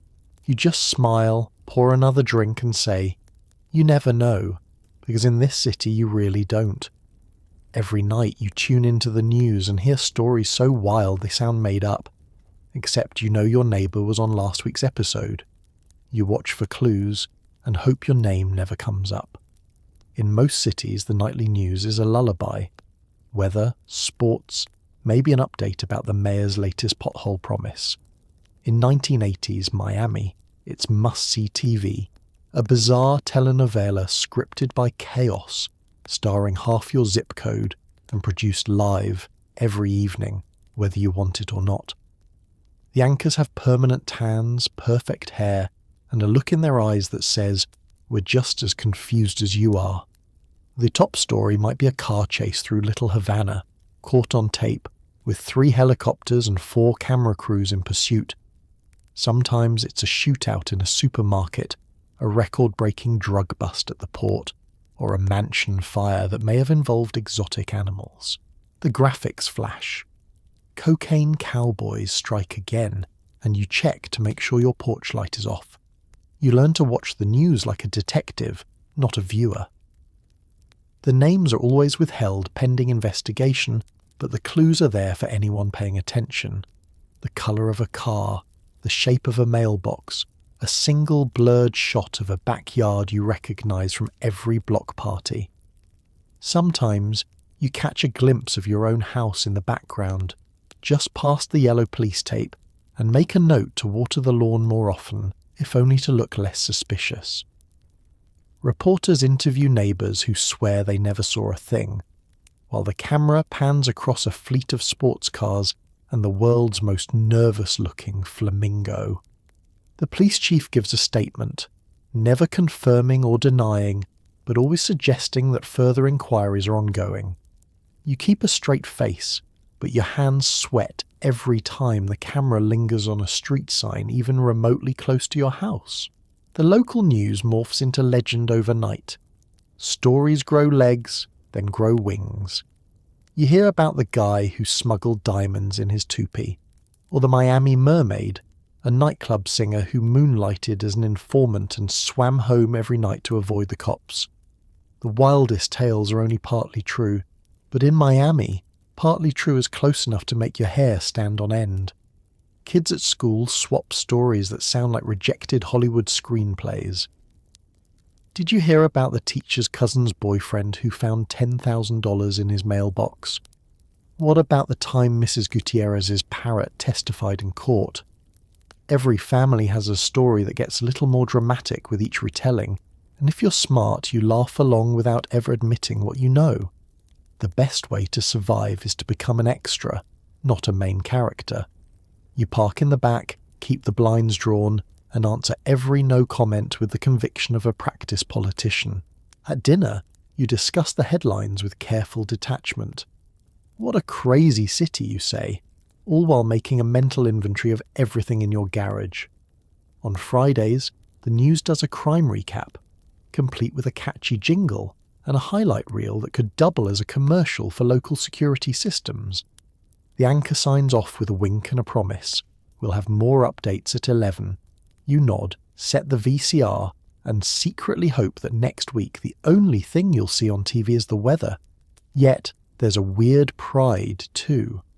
Miami's chaos is oddly exhilarating.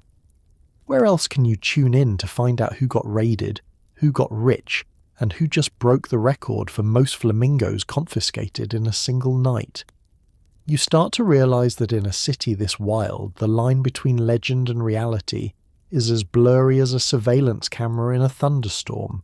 So you pour another drink, settle into your sofa, and try not to flinch when the phone rings right after the news.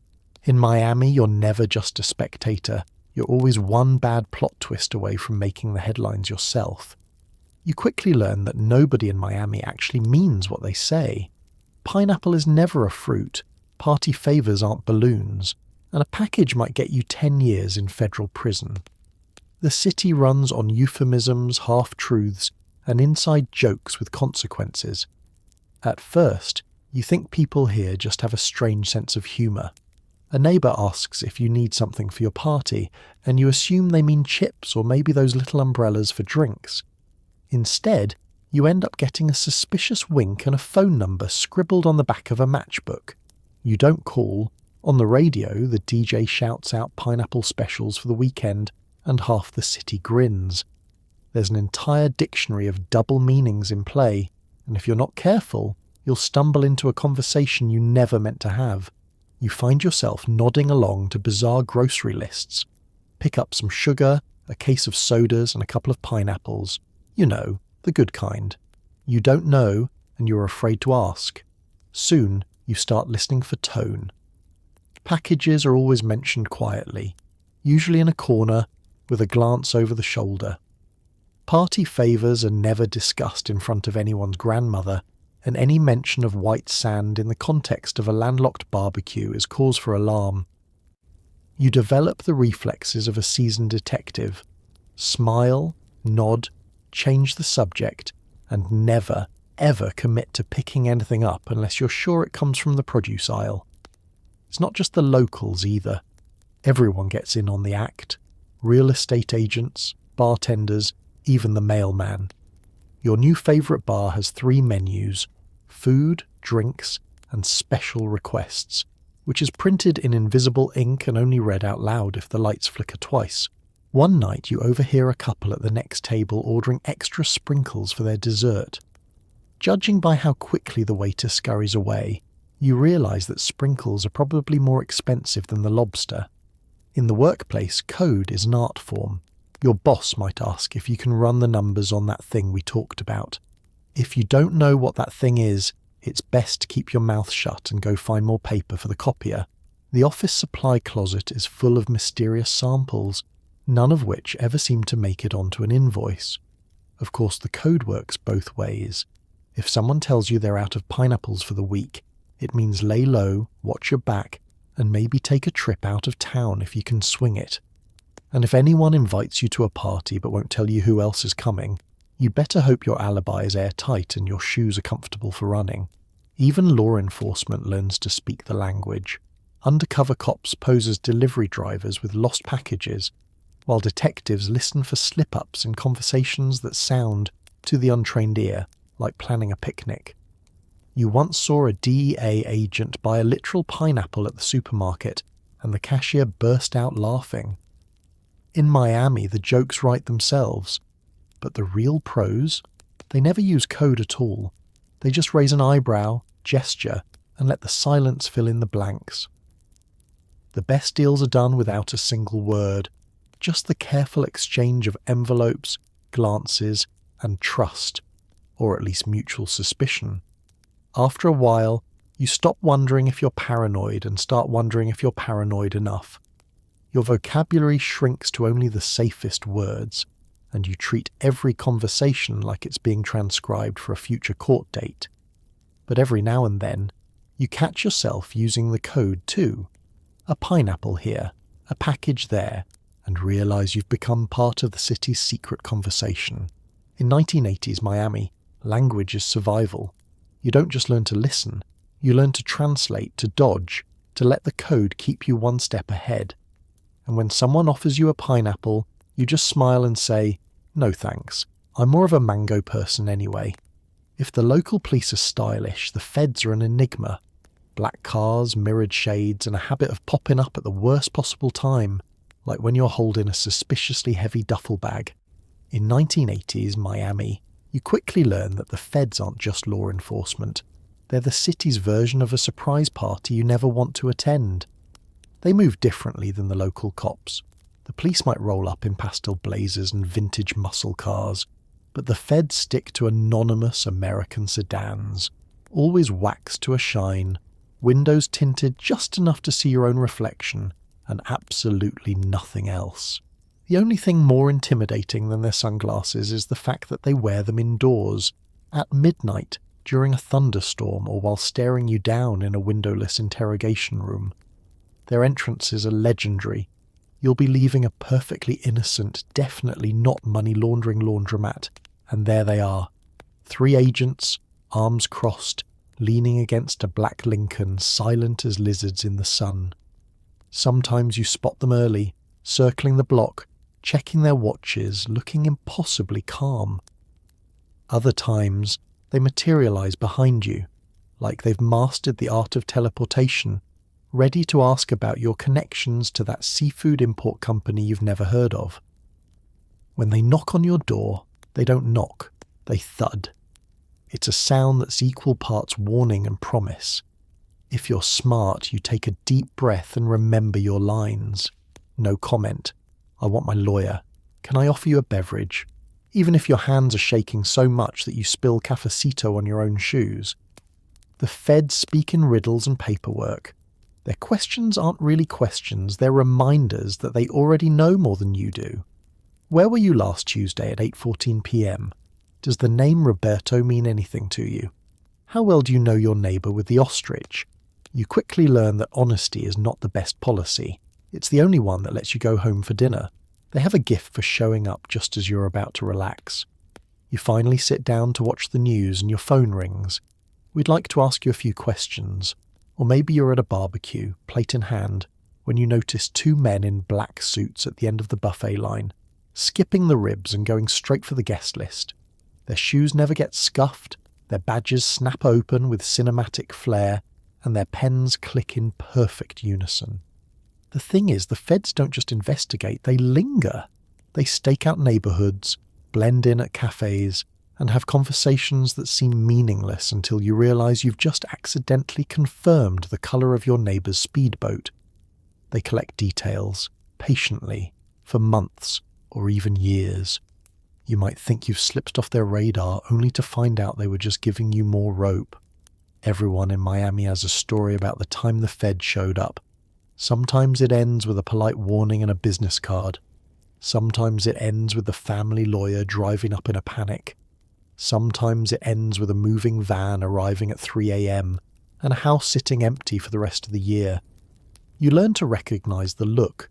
Neighbours who suddenly stop making eye contact, or who pack up their inflatable flamingos and leave town in a hurry. Dealing with the feds is a masterclass in nerves. You triple-check your alibis, rehearse your answers in the mirror, and develop an uncanny ability to remember only what's on your grocery list. When they finally leave, you're not relieved, you're just waiting for the next visit.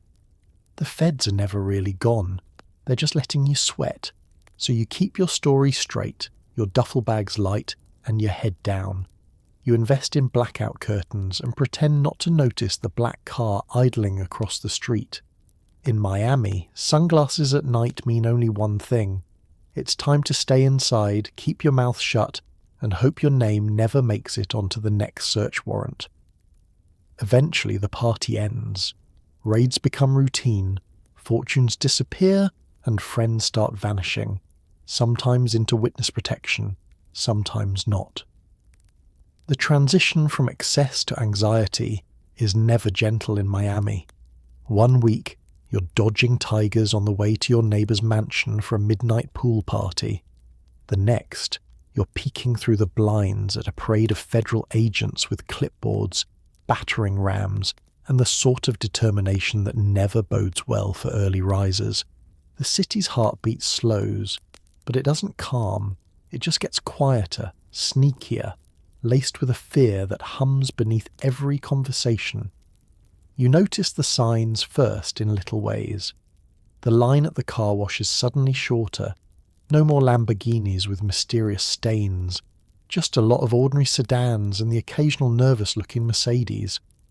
Your favourite nightclub is closed for renovations, but everyone knows the only thing being rebuilt is the owner's alibi. The wild backyard menageries thin out.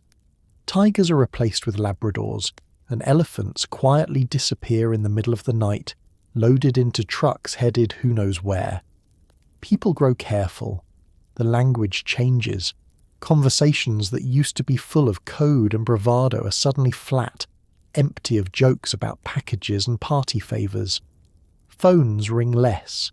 Friends stop dropping by unannounced. Even the local news shifts its tone. The anchors are more sombre, the graphics more muted, the reports always ending with a warning about cooperation, caution, and remaining vigilant.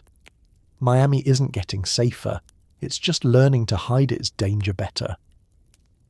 The raids are relentless. Early morning knocks, shouts in the street, neighbours pressed against police car hoods in their pyjamas while news crews circle like vultures. You learn not to ask questions, especially not about the empty houses, the vanished faces, or why you suddenly can't find anyone who'll admit to owning a speedboat. Friends and neighbours go on vacation and never come back.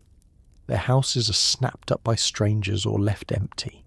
A silent warning to anyone who thinks about getting too comfortable. Fortunes dry up overnight. Cash that once flowed like the Miami River suddenly stops, trapped in seized accounts or funneled into lawyer fees. The cars disappear. The parties are over. Some people try to adapt, getting real jobs and pretending the past few years were just a weird fever dream. Others run north, west, out of the country, into new identities that sound suspiciously like bad movie characters. The truly unlucky simply vanish. Miami is good at swallowing secrets. The city changes with the tide. New faces replace the old, and stories about the good old days circulate like urban legends. You hear about people living under new names, about fortunes buried in the Everglades, about deals gone bad and alliances shattered by the cold light of subpoenas. Some old friends reappear, greyer, quieter, careful to talk only about weather and grandchildren. The city, once pulsing with wild possibility, now beats with the memory of what was lost and what it cost to stay. But life goes on, even after the boom. You find a new routine, one that doesn't involve midnight boat rides or triple-locked safes. You learn to enjoy the quiet. You mow your own lawn. You watch the news without fear. Well, almost. You make friends with the new neighbours and hope for their sake they're just accountants or teachers. Sometimes you look at the faded party pictures and wonder how you survived it all. In Miami, when the party's over, you don't look back. You keep your head down, your stories vague, and your regrets small. Because if you made it through the bust, you've earned a little peace, and maybe, just maybe, a life that doesn't need hiding places. The city remembers, even if no one talks about it, and so do you. And as the sun sets on another quiet evening, you count your blessings, keep your secrets, and remind yourself, sometimes surviving is the biggest win of all. By the time the dust settles, you count your blessings. If you've survived with all your limbs, your sanity, and a clean criminal record, you're a rare breed. The city spits out legends and ghosts in equal measure. Surviving 1980s. Miami isn't something you brag about at parties. It's something you mutter to yourself in the shower, marveling at your own improbable luck. The headlines may fade, but the stories linger in your bones. The thrum of helicopters at midnight. The nervous thrill of living on a street where your neighbour's backyard zoo could double as a Bond villain's lair.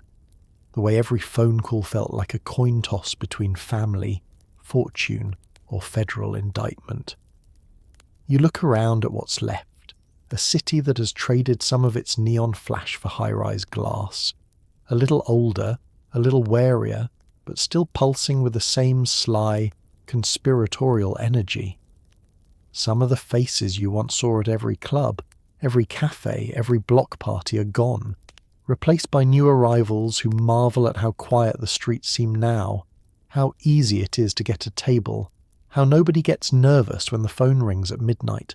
You smile, knowing that peace is just another disguise, and Miami never stays calm for long. There's a strange camaraderie among the survivors.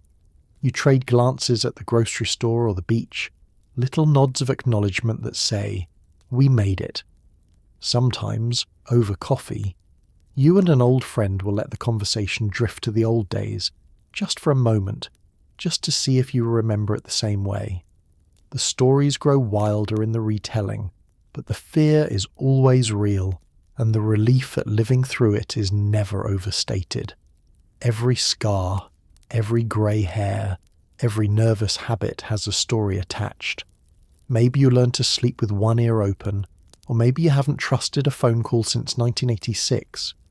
Maybe you got very good at minding your own business, keeping your story short and your answers shorter. You learned that loyalty is valuable, silence even more so, and that sometimes surviving is just about knowing when to leave the party and when to never come back. You take pleasure in small, ordinary things, walking your dog without checking over your shoulder, hearing a car backfire and not hitting the floor, sitting through a thunderstorm with nothing more dramatic than a power outage. You cherish simple joys, a clean record, an unremarkable bank statement, neighbours who wave but never ask questions. Even the city itself seems to sigh in relief. Palm trees swaying gently, sun bouncing off water that no longer sparkles with the reflection of 1,000 speedboats making a run for the open sea. Yet, the city still remembers. Its legends echo through street names, whispered in old bars, captured in faded news clippings taped to the wall of the last real diner on Biscayne. Some people can't resist the urge to exaggerate, to turn survival into a badge of honour, a reason to boast. But most just shake their heads and move on, grateful for the calm, suspicious of the next storm, always ready to bolt if the mood of the city shifts again. The greatest trick, though, isn't just making it out alive. It's making it out with your sense of humour, your kindness, and your sense of self intact. Miami tried to turn everyone into a legend or a cautionary tale, but if you can laugh, tell the stories, and tuck your kids into bed at night without triple-checking the locks, you've pulled off the ultimate heist. So tonight, as you close your eyes and listen to the softer, safer heartbeat of a city that once danced on the edge, you remember, Miami may have tried to chew you up, but you made it out alive, and somehow still sane. That's more than most can say, and in this town, that's the trick worth celebrating. Every winter, Miami filled with pale retirees from New York and Chicago, drawn by promises of sunshine and cheap early bird specials. But in the 1980s, a surprising number of them unpacked more than sun hats. They accidentally rented condos next to aspiring kingpins and suddenly knew a lot more about Swiss bank transfers than they'd planned. You, meanwhile, keep getting invited to suspiciously lavish bridge games. Retirement in Miami is supposed to be easy. Shuffleboard in the morning, a poolside nap at noon, and a cutthroat bingo tournament before dinner at 4. But when you move in next door to a guy who receives phone calls at all hours, owns 3 Cadillacs in neon colours, and host quiet gatherings that end with police helicopters circling overhead, your golden years start to take on a slightly different hue. At first, the snowbirds try to fit in. They line up for early bird buffets, brandish coupons like weapons, and complain about the humidity. But pretty soon, the culture shock sets in. The neighbour's dog is actually a small panther. The woman 2 doors down claims her husband is in import-export, and the condo's parking lot features more luxury cars than the average high-end dealership up north. Nobody ever explains the faint smell of cologne and anxiety that seems to settle over the shuffleboard courts. The bridge games become legendary. Hosted in apartments that are suspiciously well decorated, with gold-trimmed mirrors and shag carpeting, these gatherings start innocently enough. Tea, cookies, a little harmless gossip. But before long you notice everyone is betting in cash. The pots are eye-wateringly high, and sometimes the prizes include things you've only ever seen in spy movies. You're just hoping for a tin of cookies, but you end up walking home with a sealed envelope and a request to deliver this to Mr. Lopez in 6B. It's not all fun and games. The snowbirds pick up new skills out of necessity. By the end of their first winter, most can spot an unmarked surveillance van, know which elevators are bugged, and have memorized at least 3 plausible stories for why they're always just passing through. Some retirees start moonlighting as lookouts, keeping an eye on the comings and goings in the condo parking lot, armed with nothing but a pair of binoculars and decades of nosiness. They trade stories over breakfast at the local diner. One claims she accidentally walked in on a suitcase full of cash during a neighbour's open house. Another brags about negotiating a ceasefire between rival businessmen over a game of canasta. There are whispered rumours about Swiss bank accounts, offshore properties, and the one-time Edna from 7C managed to talk her way out of a DEA interview by pretending to be hard of hearing. But the truth is, most snowbirds adapt. They start wearing sunglasses indoors, develop a taste for Café Cubano, and get used to the idea that quiet neighbourhood is just code for nobody asks questions. They invest in new locks for their condos and learn to sleep through the sound of speedboats revving at 2 a.m. Even the local police grow fond of the retirees, who bake cookies for the officers on stakeout and occasionally tip them off about suspicious activity, usually in the form of a detailed written note left anonymously under a windshield wiper. Some snowbirds never do go home again. Maybe it's the sunshine, maybe it's the thrill, or maybe it's just the early bird specials that can't be beat. They settle in, become part of the Miami landscape, and start telling their own wild stories to the next generation of newcomers. If you're lucky, you'll be invited to bridge, and if you're really lucky, you'll know when to fold. In Miami, retirement means never having to say you're bored, and if your bridge partner happens to own a pet ocelot and a yacht named Liquid Assets, well, that's just another perk of Florida living in the cocaine era. You head out for a night on the town, only to be greeted by a nightclub bouncer with the suspiciously intense gaze of a Vietnam vet and the patience of a DMV clerk. His job, not just keeping underage teens out, but also making sure nobody walks in with a bazooka. You practice your most innocent smile and hope he doesn't notice your flip-flops, Miami's answer to formal wear. This isn't your average velvet rope situation. In 1980s Miami, the bouncer is less a doorman and more the last line of defence against chaos. He's got a jawline like a brick, arms that look like they're carved out of cinder blocks, and an expression that says he's seen it all and didn't particularly like any of it.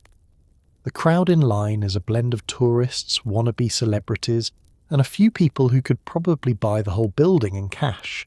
Everyone's dressed to impress, or failing that, to distract. As you inch forward, the bouncer's eyes sweep over each guest with the precision of an airport scanner. He's clocking everything: your shoes, your watch, the way you nervously clutch your clutch. He's checking for fake IDs, but also for the telltale bulge of a concealed weapon, the slightly too casual "I'm just here to dance" grin that always means trouble, and the sudden dip in confidence when he asks, "Who invited you?" It's an interrogation disguised as small talk. He asks for your ID, turning it over in his massive hands, squinting like he's about to recite your social security number from memory. He taps it against his palm, weighs your flip-flops against your story, and finally, with a grunt, nods you through. You let out a sigh of relief, but not too loudly. You never know what might make him change his mind. Inside, you notice he's not alone. There are 2 more bouncers near the bar, and at least 1 in the VIP section, all of them communicating with hand signals and radio earpieces, keeping an eye out for everything from unruly guests to high-heeled smuggling attempts. You realise that in this city, the bouncer's job is equal parts babysitter, bodyguard, and amateur psychologist. He can spot a fake smile, a counterfeit Rolex, and a poorly hidden switchblade from across a crowded dance floor. The stories circulate all night. Someone swears they saw a bouncer confiscate a machete from a would-be dancer last week. Another claims that during a particularly rowdy Saturday, a guy tried to sneak in with a live snake under his jacket. The bouncers handled both with the same bored efficiency they use for drunk tourists and celebrities who forgot to bring ID. Every so often, someone tries to slip the bouncer a 20, hoping for a spot in line or a little extra forgiveness about the contents of their purse. The bouncer takes the money, shakes his head, and hands it right back. This isn't that kind of club, pal. The regulars know better. They show respect, keep their shoes on, and never try to bring anything inside they wouldn't want to explain to their grandmother or to a federal judge. The bouncers keep mental lists, remembering faces and stories, acting as both doormen and databanks for the city's nightlife. It's an unspoken pact. Behave and you'll get in. Cross the line and you might find yourself out on the street, wishing you'd just gone bowling instead. Every now and then there's trouble, a scuffle at the door, an argument that turns into a wrestling match, or a panicked shout from someone who realises they left their party favours in the wrong jacket. The bouncer handles it all with the calm efficiency of a man who knows the police on a first-name basis. One nod, a quick radio call, and the problem is quietly escorted out, leaving the rest of the line to nervously shuffle forward, pretending not to watch. By the end of the night, you realise that the bouncer is less a gatekeeper and more a guardian angel in an ill-fitting suit. He keeps the peace, keeps out the worst trouble, and, on a good night, even manages to crack a smile when the DJ plays his favourite song. You leave the club grateful your flip-flops passed muster, grateful you didn't end up in a headlock, and grateful, most of all, that in a city built on chaos, someone's still checking IDs at the door. So tonight, as you settle under your blanket far from the humid neon jungle of 1980s Miami, take a deep, grateful breath. No helicopters overhead, no suspicious packages on the porch, no pet tiger curled up at your feet, unless you're into that, in which case Miami would have loved you. Maybe you felt a little of the chaos, the danger, and the wild hope that somehow you'd make it through another night with both your sanity and your stereo intact. Because for all the glitz and insanity, surviving in the cocaine era took a special kind of resilience, a willingness to dance while the floor trembled beneath you, to laugh in the face of absurdity, and to keep your pastel suit unwrinkled even when everything else was coming apart at the seams. It's easy to joke about fortunes made and lost, about the lines between law and lawlessness blurring under a pink Miami sunset.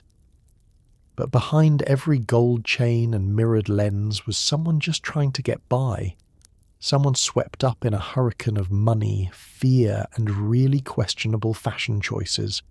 So as you drift off, maybe whisper a thank you to your current, wonderfully boring life. Indoor plumbing, legal paychecks, and the freedom to ignore late-night phone calls without the slightest fear of federal indictment. Remember, history is proof that people are creative, hopeful, and just a little bit ridiculous, even in the face of insanity. Sleep easy tonight, knowing you survived the wildest party in American history without ever having to launder a single dollar. Good night.